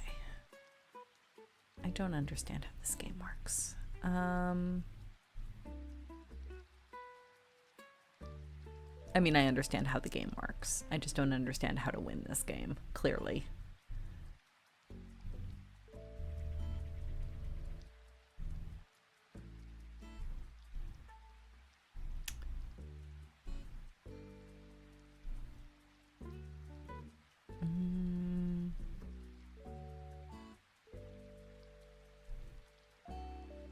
We are on... This should be the last round, I think.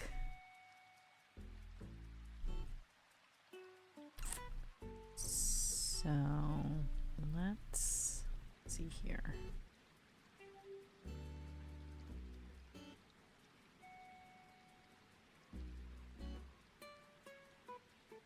Can I fulfill any of these easily? Not really.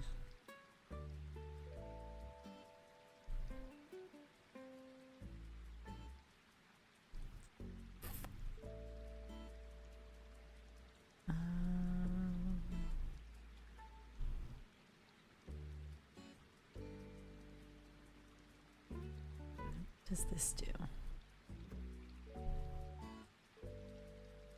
No.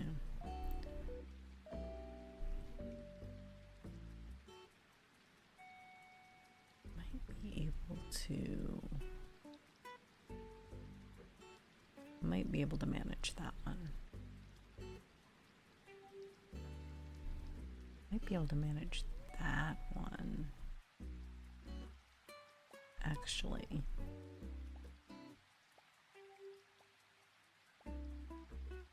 Let's go ahead and grab that.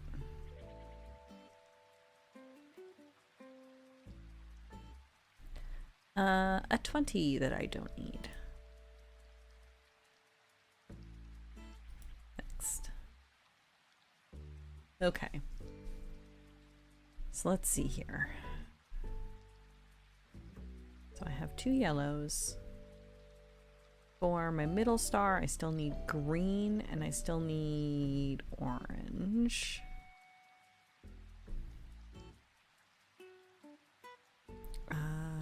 Yeah, let's do that.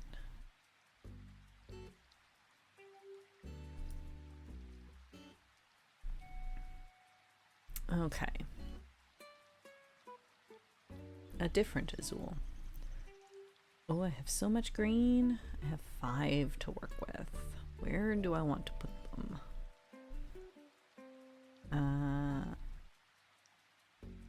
Might be best to do 2 and 3 here.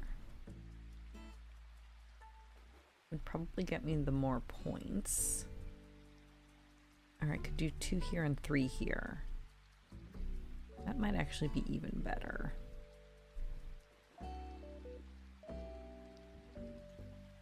Yeah, let's do that. Let's do 2 there. That gets me a bonus tile.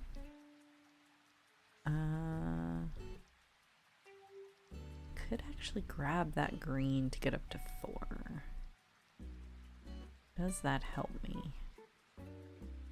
Would it be better to just grab a 1 of something else?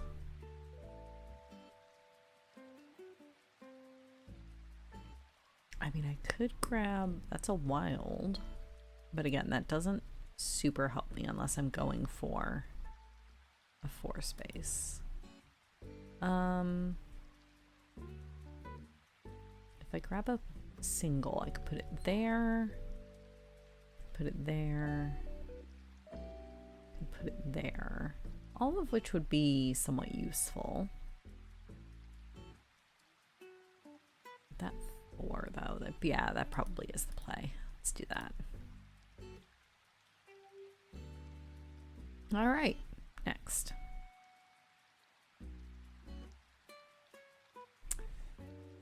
Right, okay.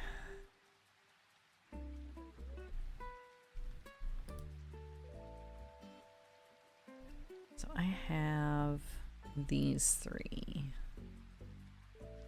Do I want to make... I don't think I want to make a thing out of those three. I think I want to take this one.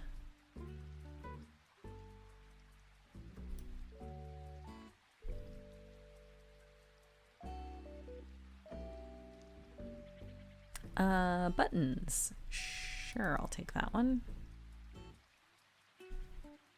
More different buttons. I think I'm gonna decline that one.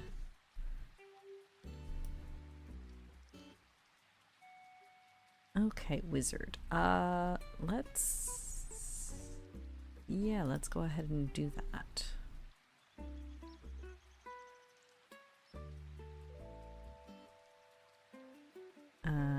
Here I'm going to move the 6.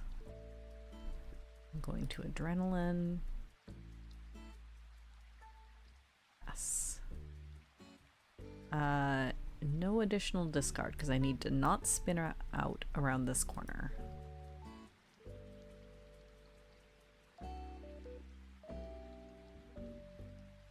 Okay. Thank you. Next. Right, okay.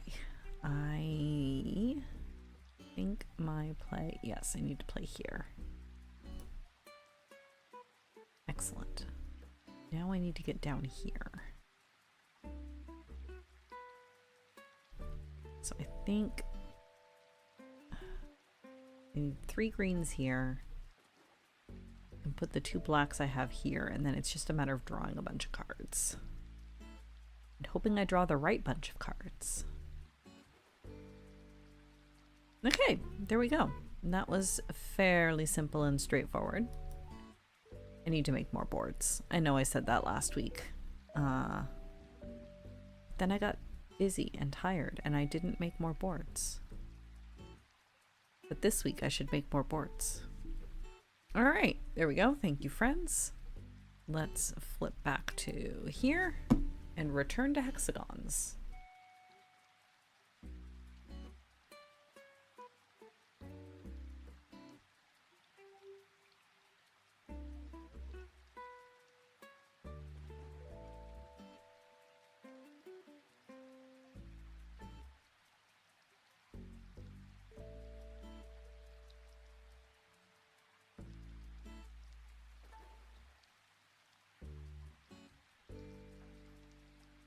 Alrighty.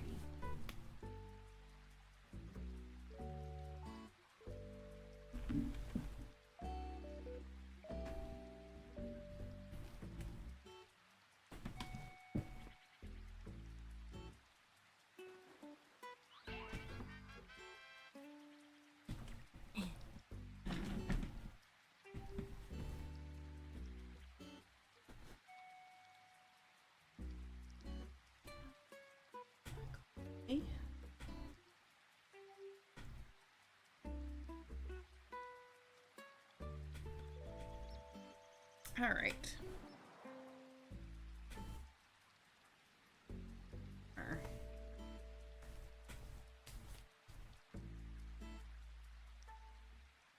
So we're almost there. We just have one more to join in.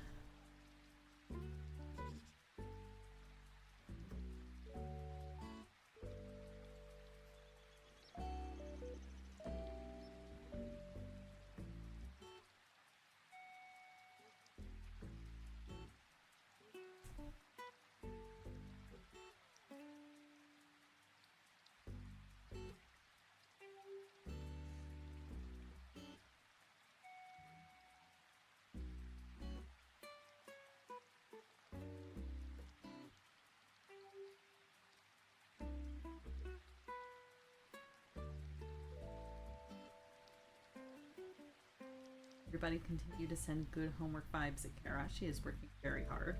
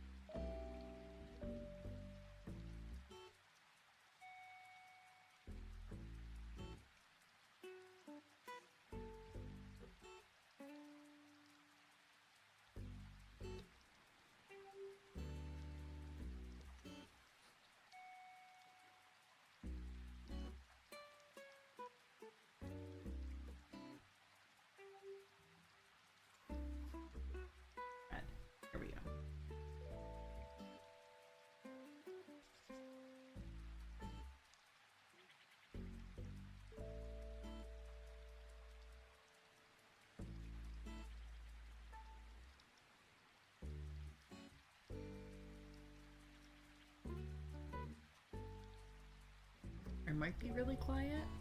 I just need to remember to project more, I think. I was half muttering to myself, sorry.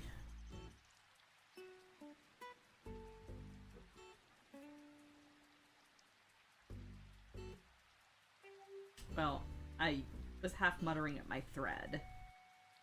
You know, as I do.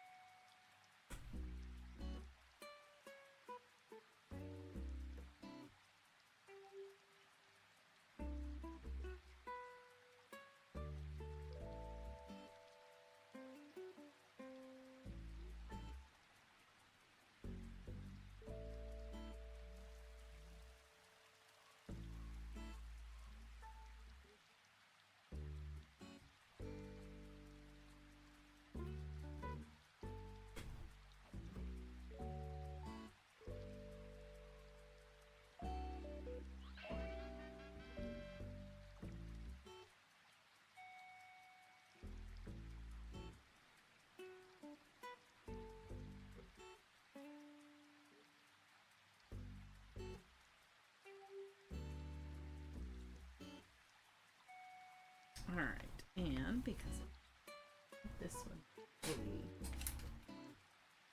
a marker on it.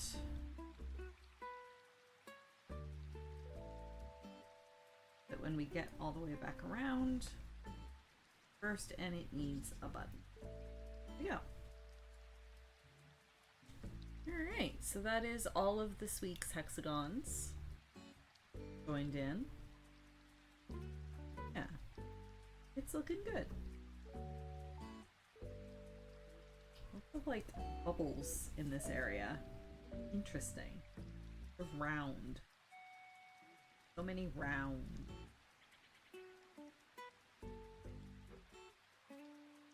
But yeah, excellent. Now then.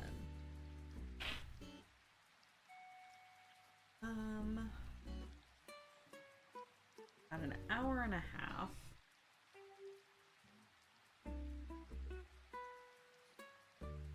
Just keep working on our hexagons.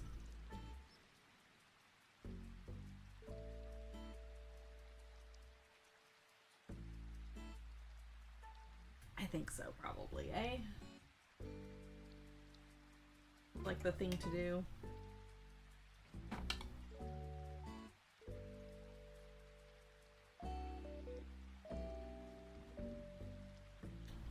Over to our other blanket.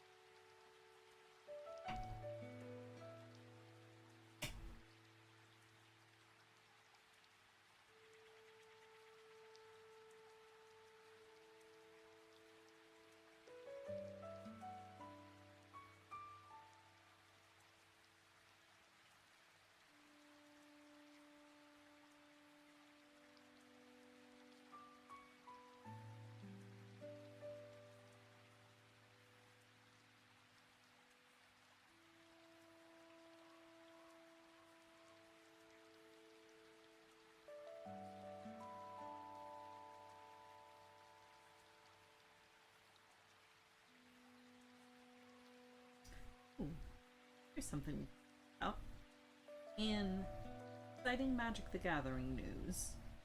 So Kara and I have signed up for our first pre-release next weekend.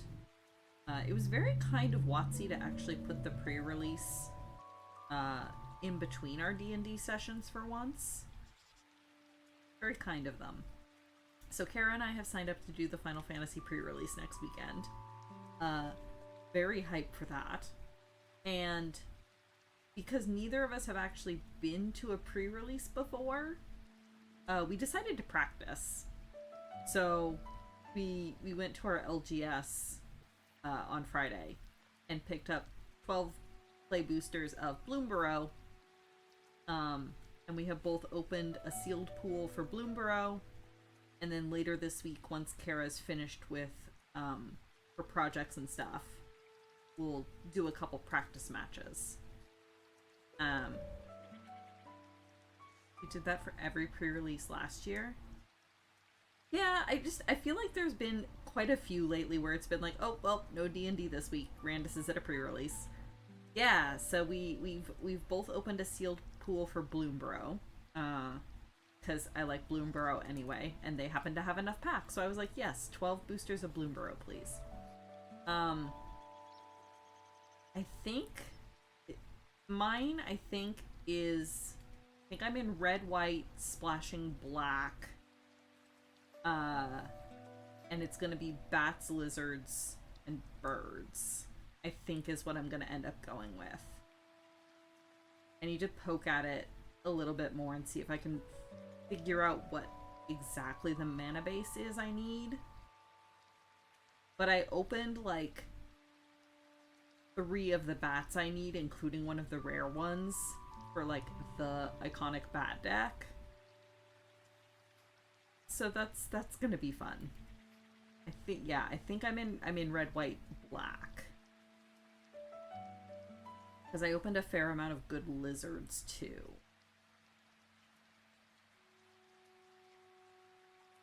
But yeah, that'll be fun.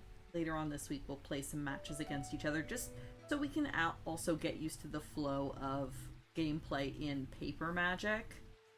Because like, all the Magic that I play is on Arena. So I also need to get used to how the cards feel and play when you're actually playing in paper. But yeah, it's exciting. It'll be fun. Ooh, red, green. Yeah, you opened a lot of really good raccoons.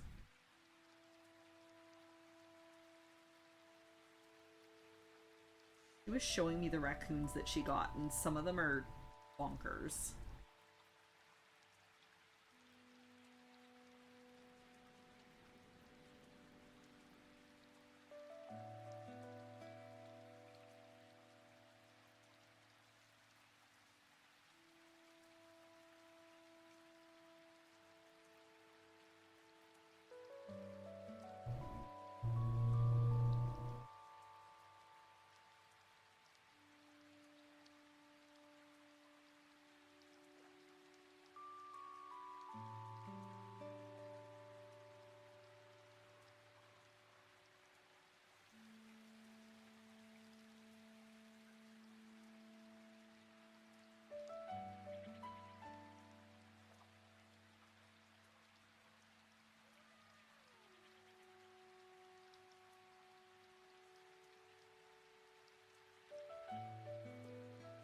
The Junkblade Bruiser. Is that the one that's throwing a teapot? No, I think the one that's throwing a teapot is literally called, like, teapot something or other.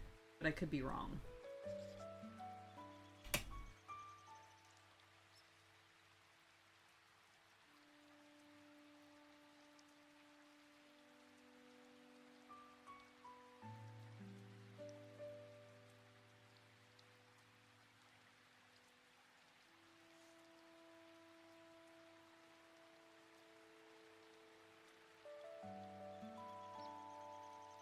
Also, I'm sorry I distracted you. Go back to doing your homework.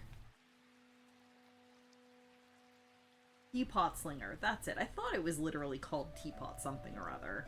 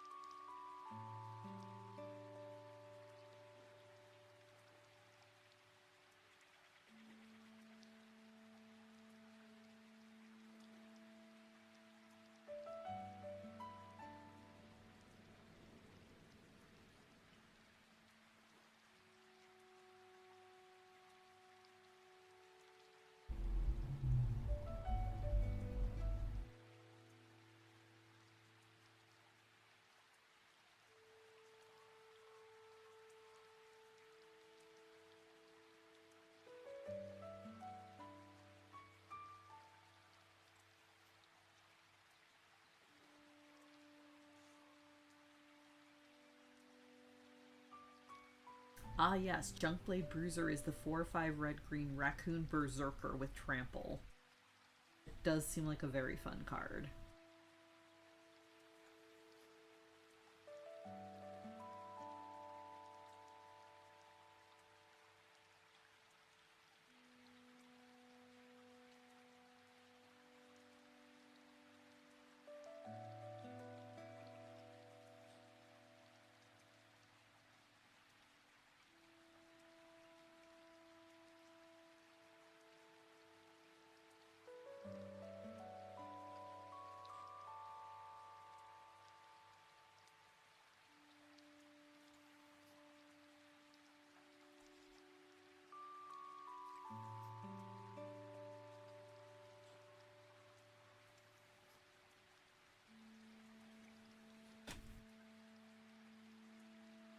Really, what is a raccoon but a flightless, stripy Moogle?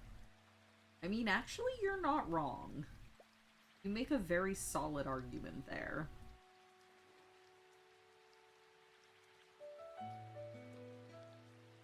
Maybe Moogles are just albino flying raccoons.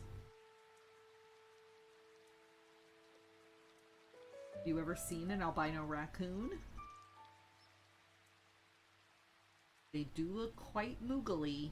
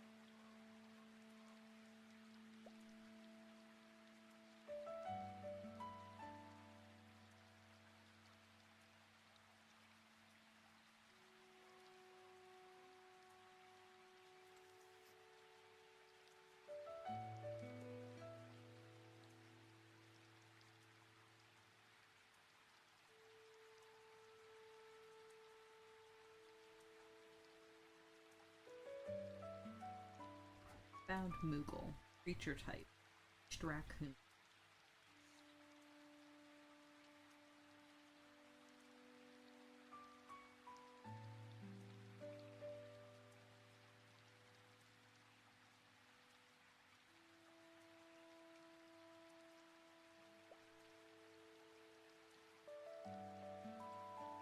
A raccoon's all creature type trash panda?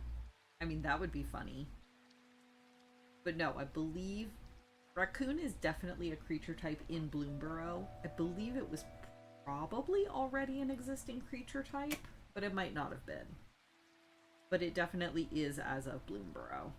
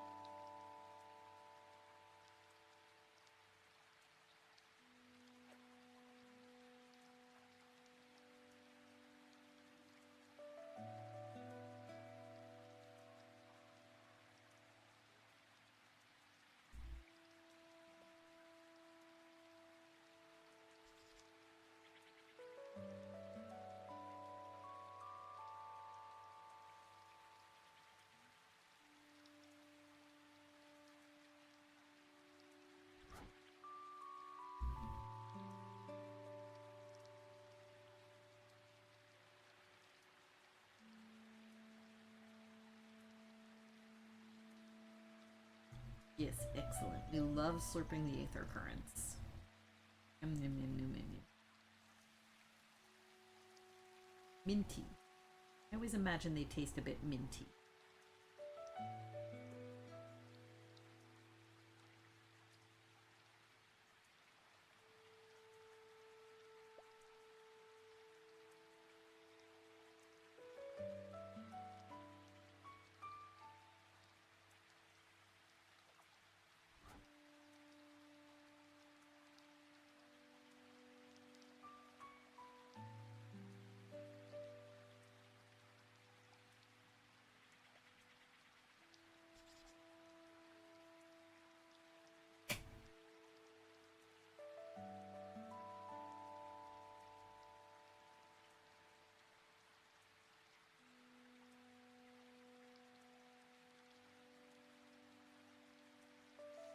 The audacity of not being able to explore all of Labyrinthos has been irksome.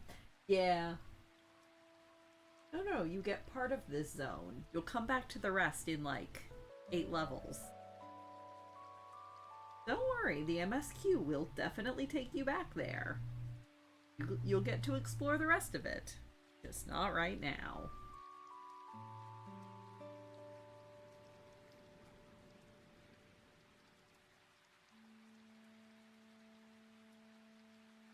Yeah, it definitely does like doing that.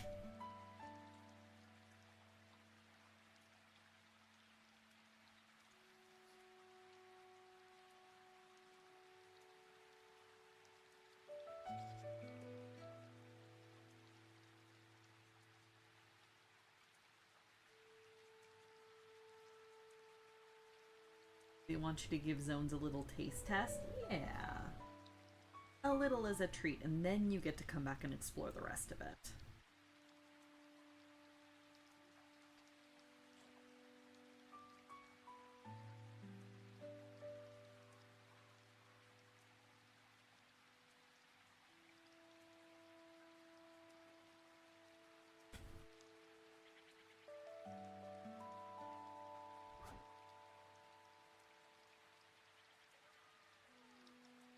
Also, the early expansion split quest of like, go do this part of the MSQ in this zone, and then do this part of the MSQ in this zone. You can do it in either order. We are doing this so that day one players are split between zones and not overloading one all at once.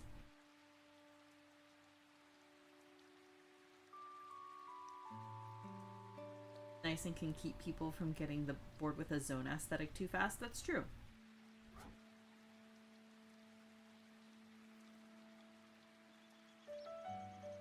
Yep, so they did it in Stormblood because you had to go help the 2 different resistance members. One and then the other in 2 different zones.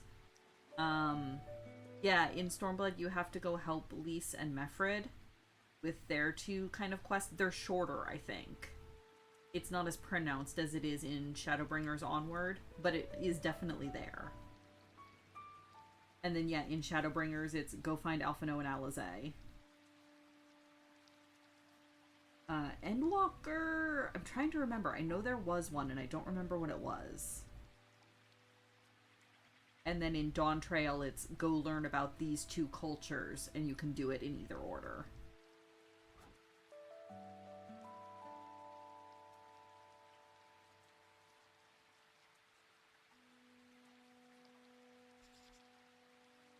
I don't remember what the Endwalker one was. Because it was... Because the early zones there were Labyrinthos and Thavnair. Maybe you couldn't do the Endwalker ones in either order. The Endwalker ones, I think, were fixed. Because you had to go to Labyrinthos, and then you ended up in Thavnair.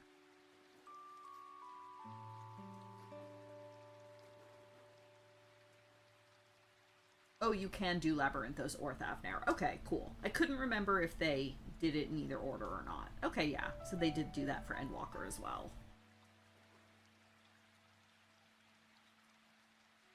Yeah, it's smart. It keeps every player who's doing it day one from all like completely flooding one zone and just kind of at least, mitigates the flooding a little bit.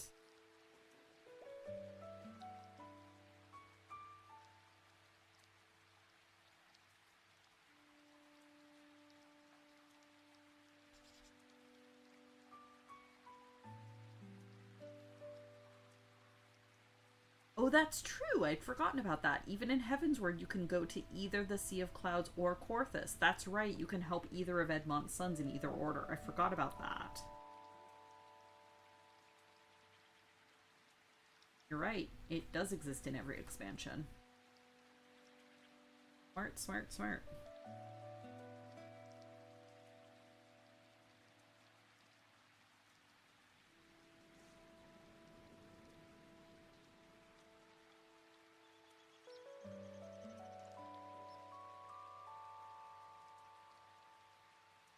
That's true.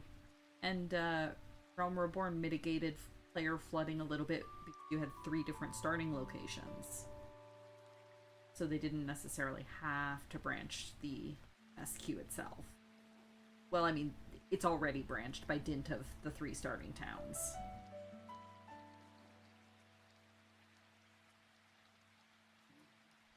Oh, okay, we have a wild swerve of topic from Kitay. Based on the weather trends, I'm going to bring 1 sweater, 1 cheap plastic, no idea what a cagoule is, but no other outerwear for the trip. That feels around right. Probably yes. I would say here, if by sweater you mean like hoodie equivalent, like sweatshirt kind of weight, you'll probably be fine here. It's gonna be getting a bit cool at night around here, and like even now, according to my computer today, it is 11 and windy.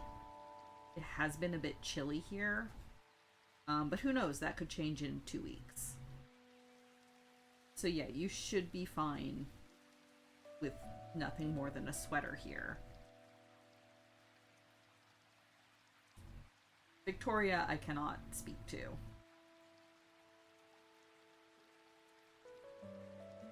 Assume a cagoule is a poncho or a windbreaker. That was my assumption as well. That's a word I've never actually heard before. From context, yeah, I assume it's some kind of like a rain poncho.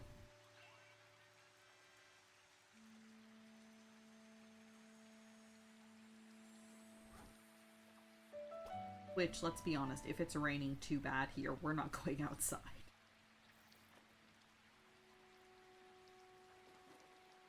Although there is still walking to and from your hotel, which is fair.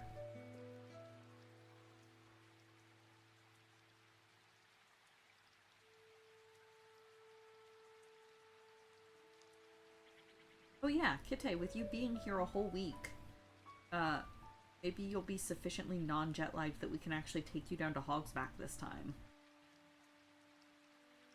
Which was where we were planning to take you for a nice long walk before, but then jet lag. And also you were only here for 2 days. Less than that.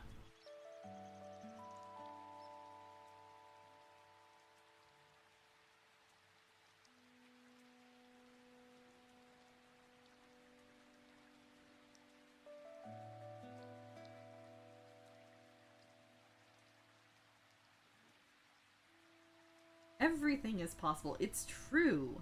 We have so much time. So many options, so much excitement.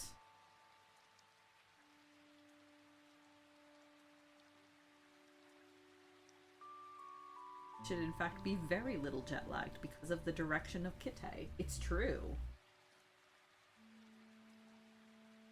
I don't envy you the adjustment from London to Victoria, but going from Victoria to here should not be bad at all. Red.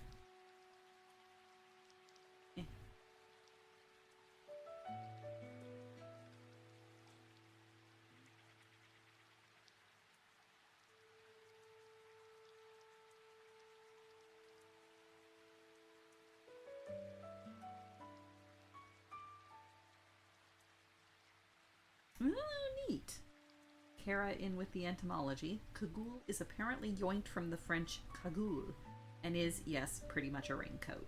Nifty.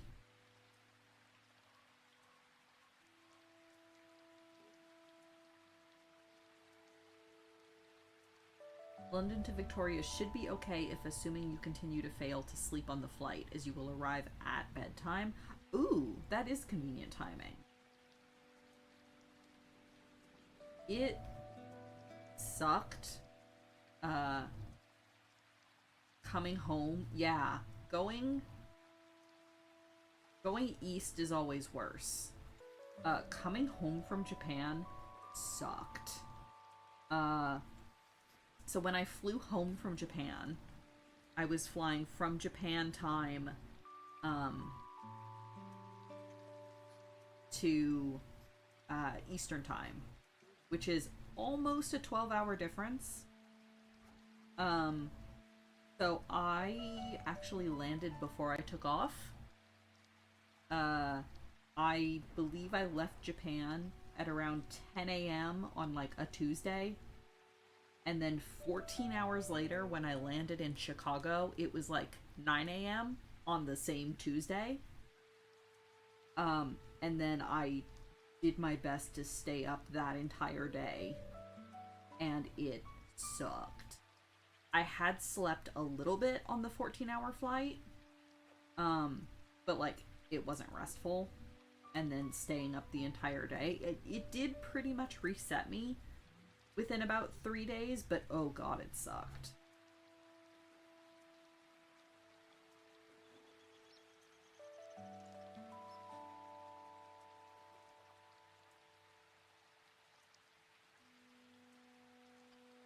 And then there was the time I flew home from Japan and then the next day drove 6 hours cross country.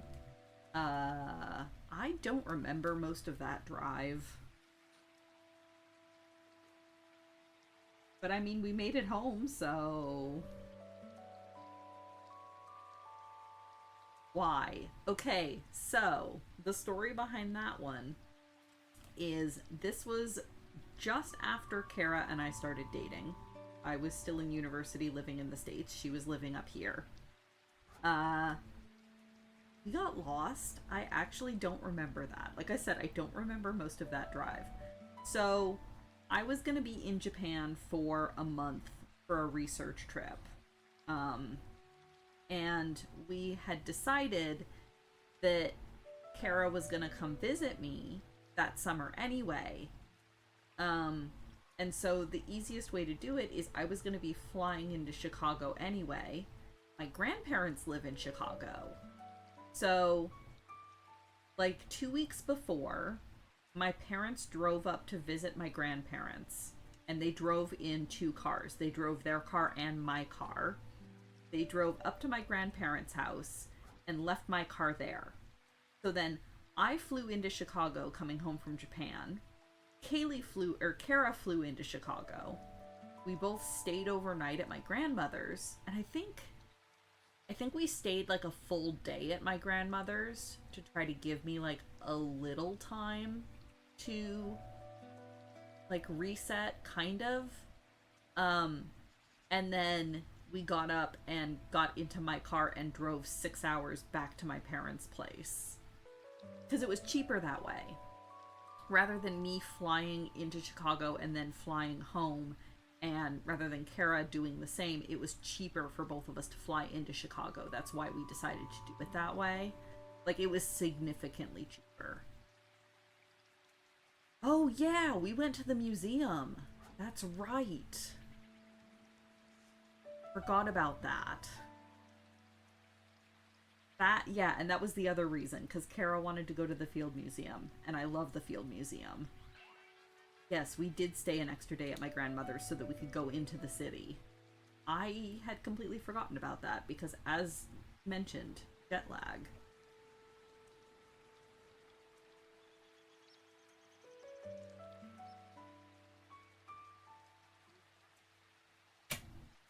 So yes, that was the why of that.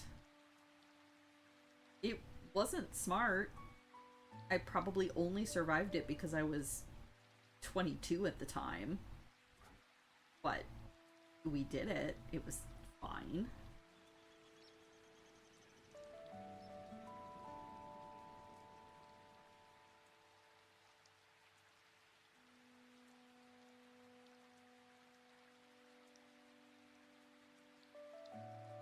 I would still love to take you back to Chicago on, like, a proper trip.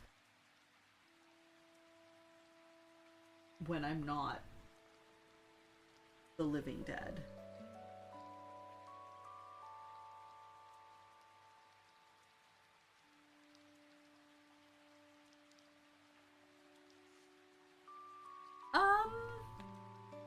Sort of, Kitsune. The problem with going from Ottawa to where my parents live, or even to Chicago, is that the Great Lakes are in the way. So, flying is inconvenient, but driving is also extremely inconvenient because you have to go around the Great Lakes. You can't just do a straight shot. So, like, trying to go from here to my parents' place is a 12 to 14 hour drive. Because you either go north along through Canada and then cut down through Michigan, or you can go down through New York and the US side, but either way it's roughly equidistant. Have you considered sailing? I actually don't know that that's a valid option either, because of the fact that you have to traverse about 3 of the Great Lakes. I don't actually know how viable it is to get like, across diagonally sailing.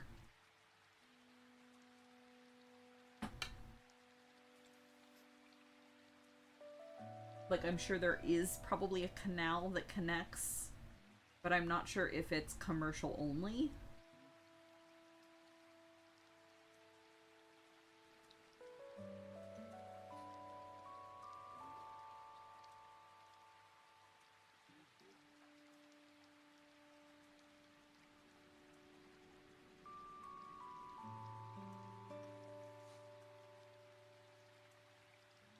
And a train, yeah, a train would have gotten you to Detroit, and then we would have had to come pick you up in Detroit.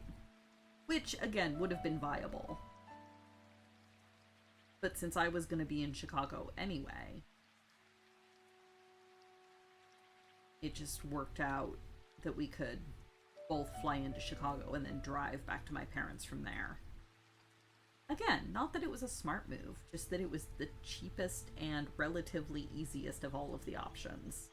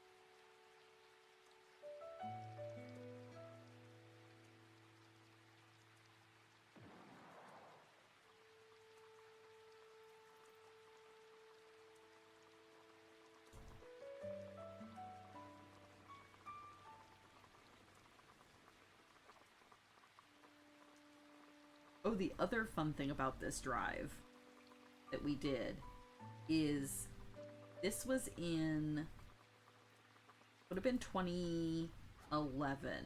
Yes, this would have been 2011. I did not have a GPS. My phone at the time, I want to say, was still a flip phone.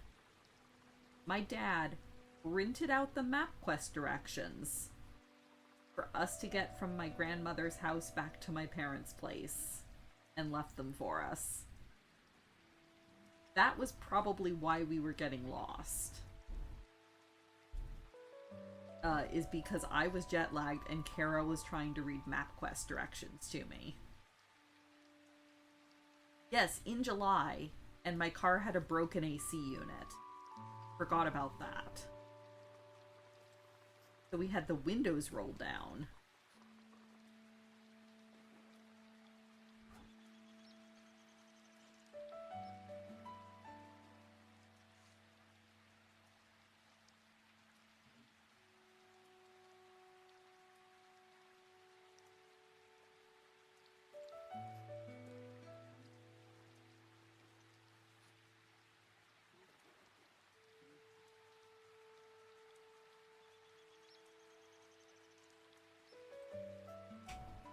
And let's also clarify, these were MapQuest directions for like rural Indiana and Illinois.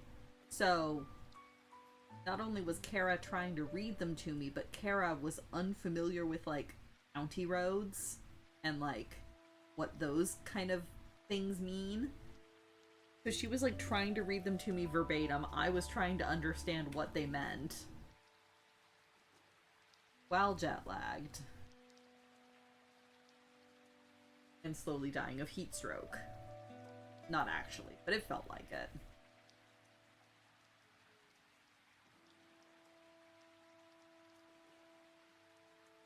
Yeah, exactly. The highway system terms are different between Canada and the US. Just enough that you had no idea what you were saying. Especially since being MapQuest directions, some of them would be like abbreviated in weird ways. Or again, in ways that she wasn't used to. That was a fun drive. Let's not ever do that again.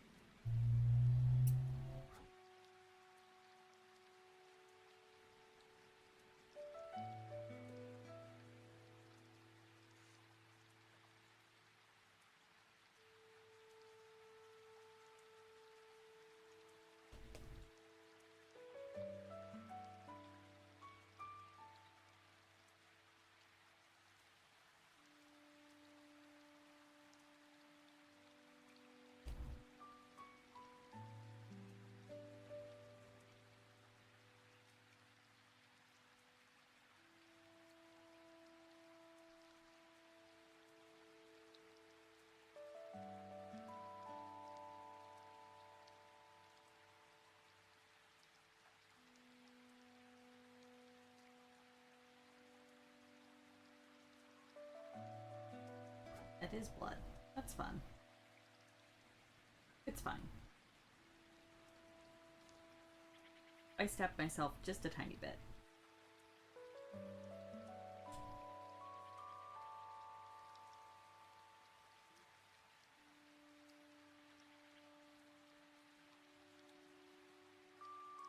And yet zero regret. It was still kind of fun and you did love getting to see the Field Museum. Yeah, the Field Museum is one of my favorite museums that I've ever been to. I really want to take you back on a proper trip.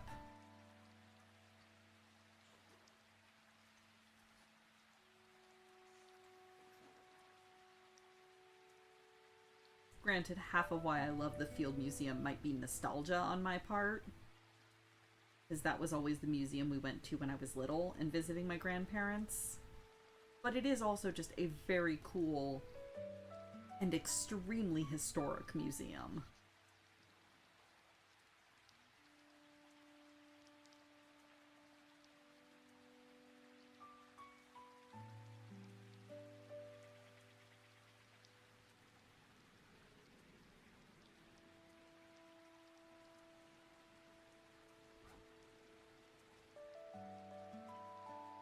Nice. That's an idea.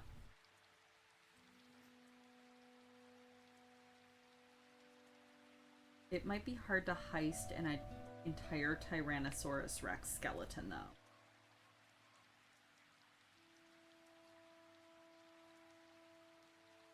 they're known for being a bit heavy.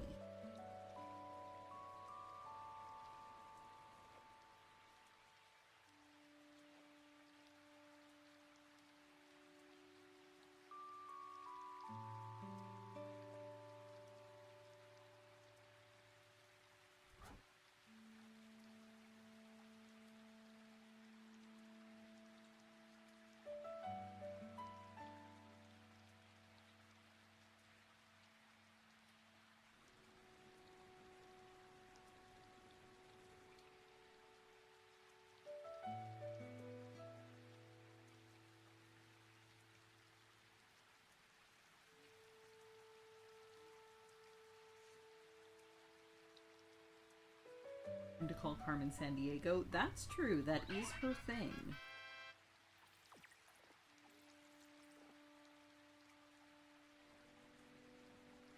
It's kind of her entire deal.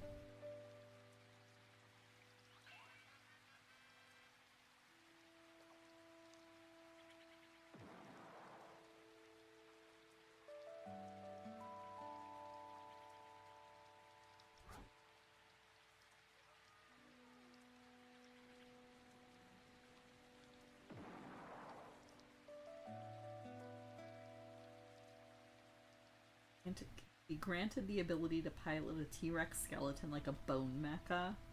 God. Probably? If you can find a way to sit inside her head.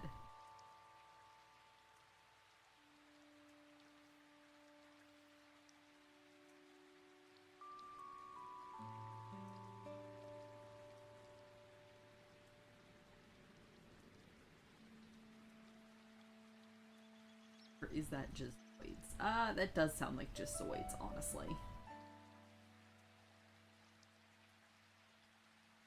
Dino Mecha.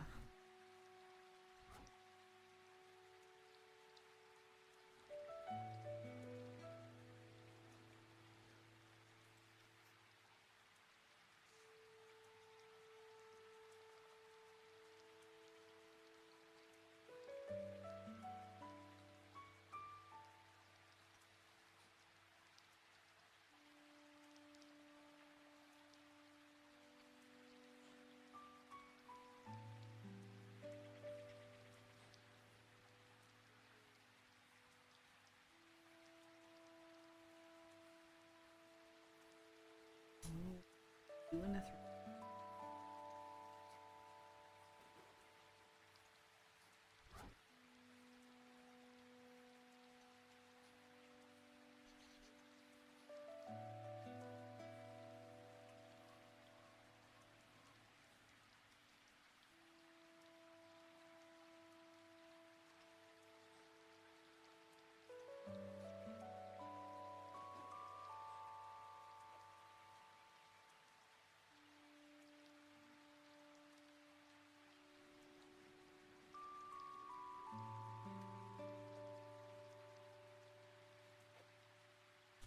I don't know, my door is almost closed.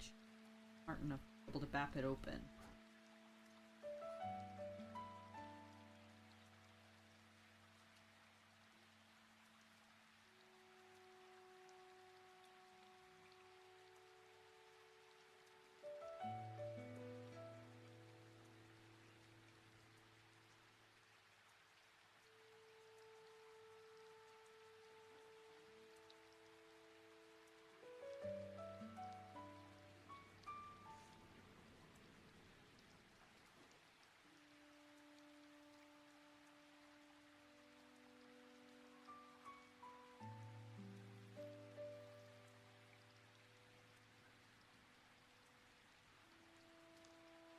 Who's a dumb Sasha? Forest. Yeah. Good, I'm almost done with this scene now.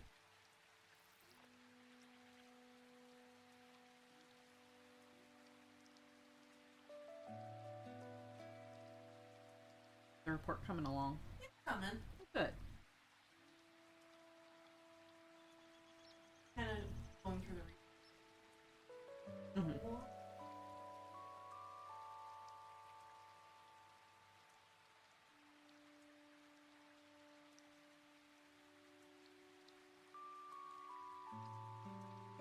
You jiggle the kitty. You jiggle the kitty like the jello?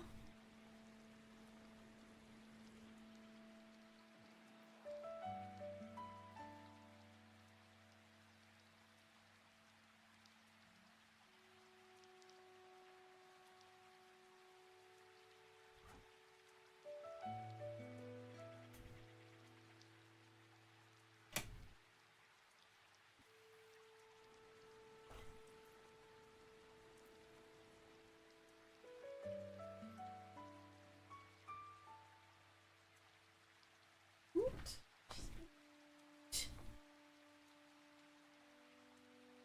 Who it is? Your favorite.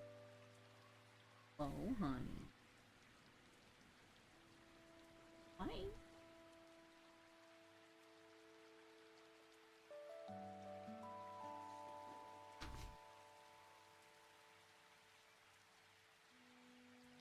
Yes, we are giving the people proof of life.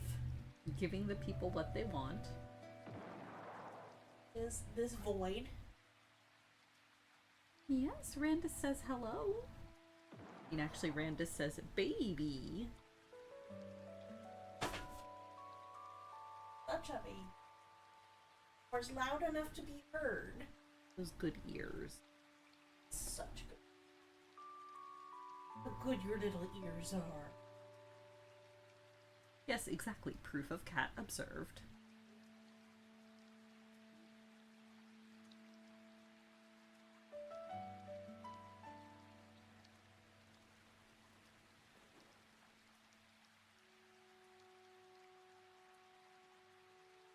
Could be. I'm still up here every week. You can come and hang out.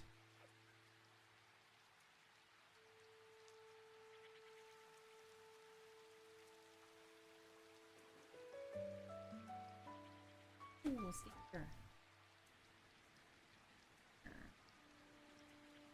Your claws from my blanket. Stay here. You. So cozy. Attempt to ooze away.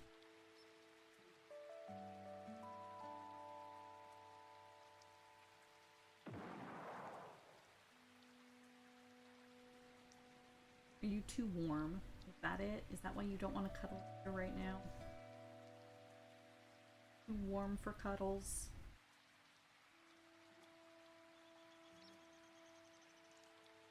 Bye.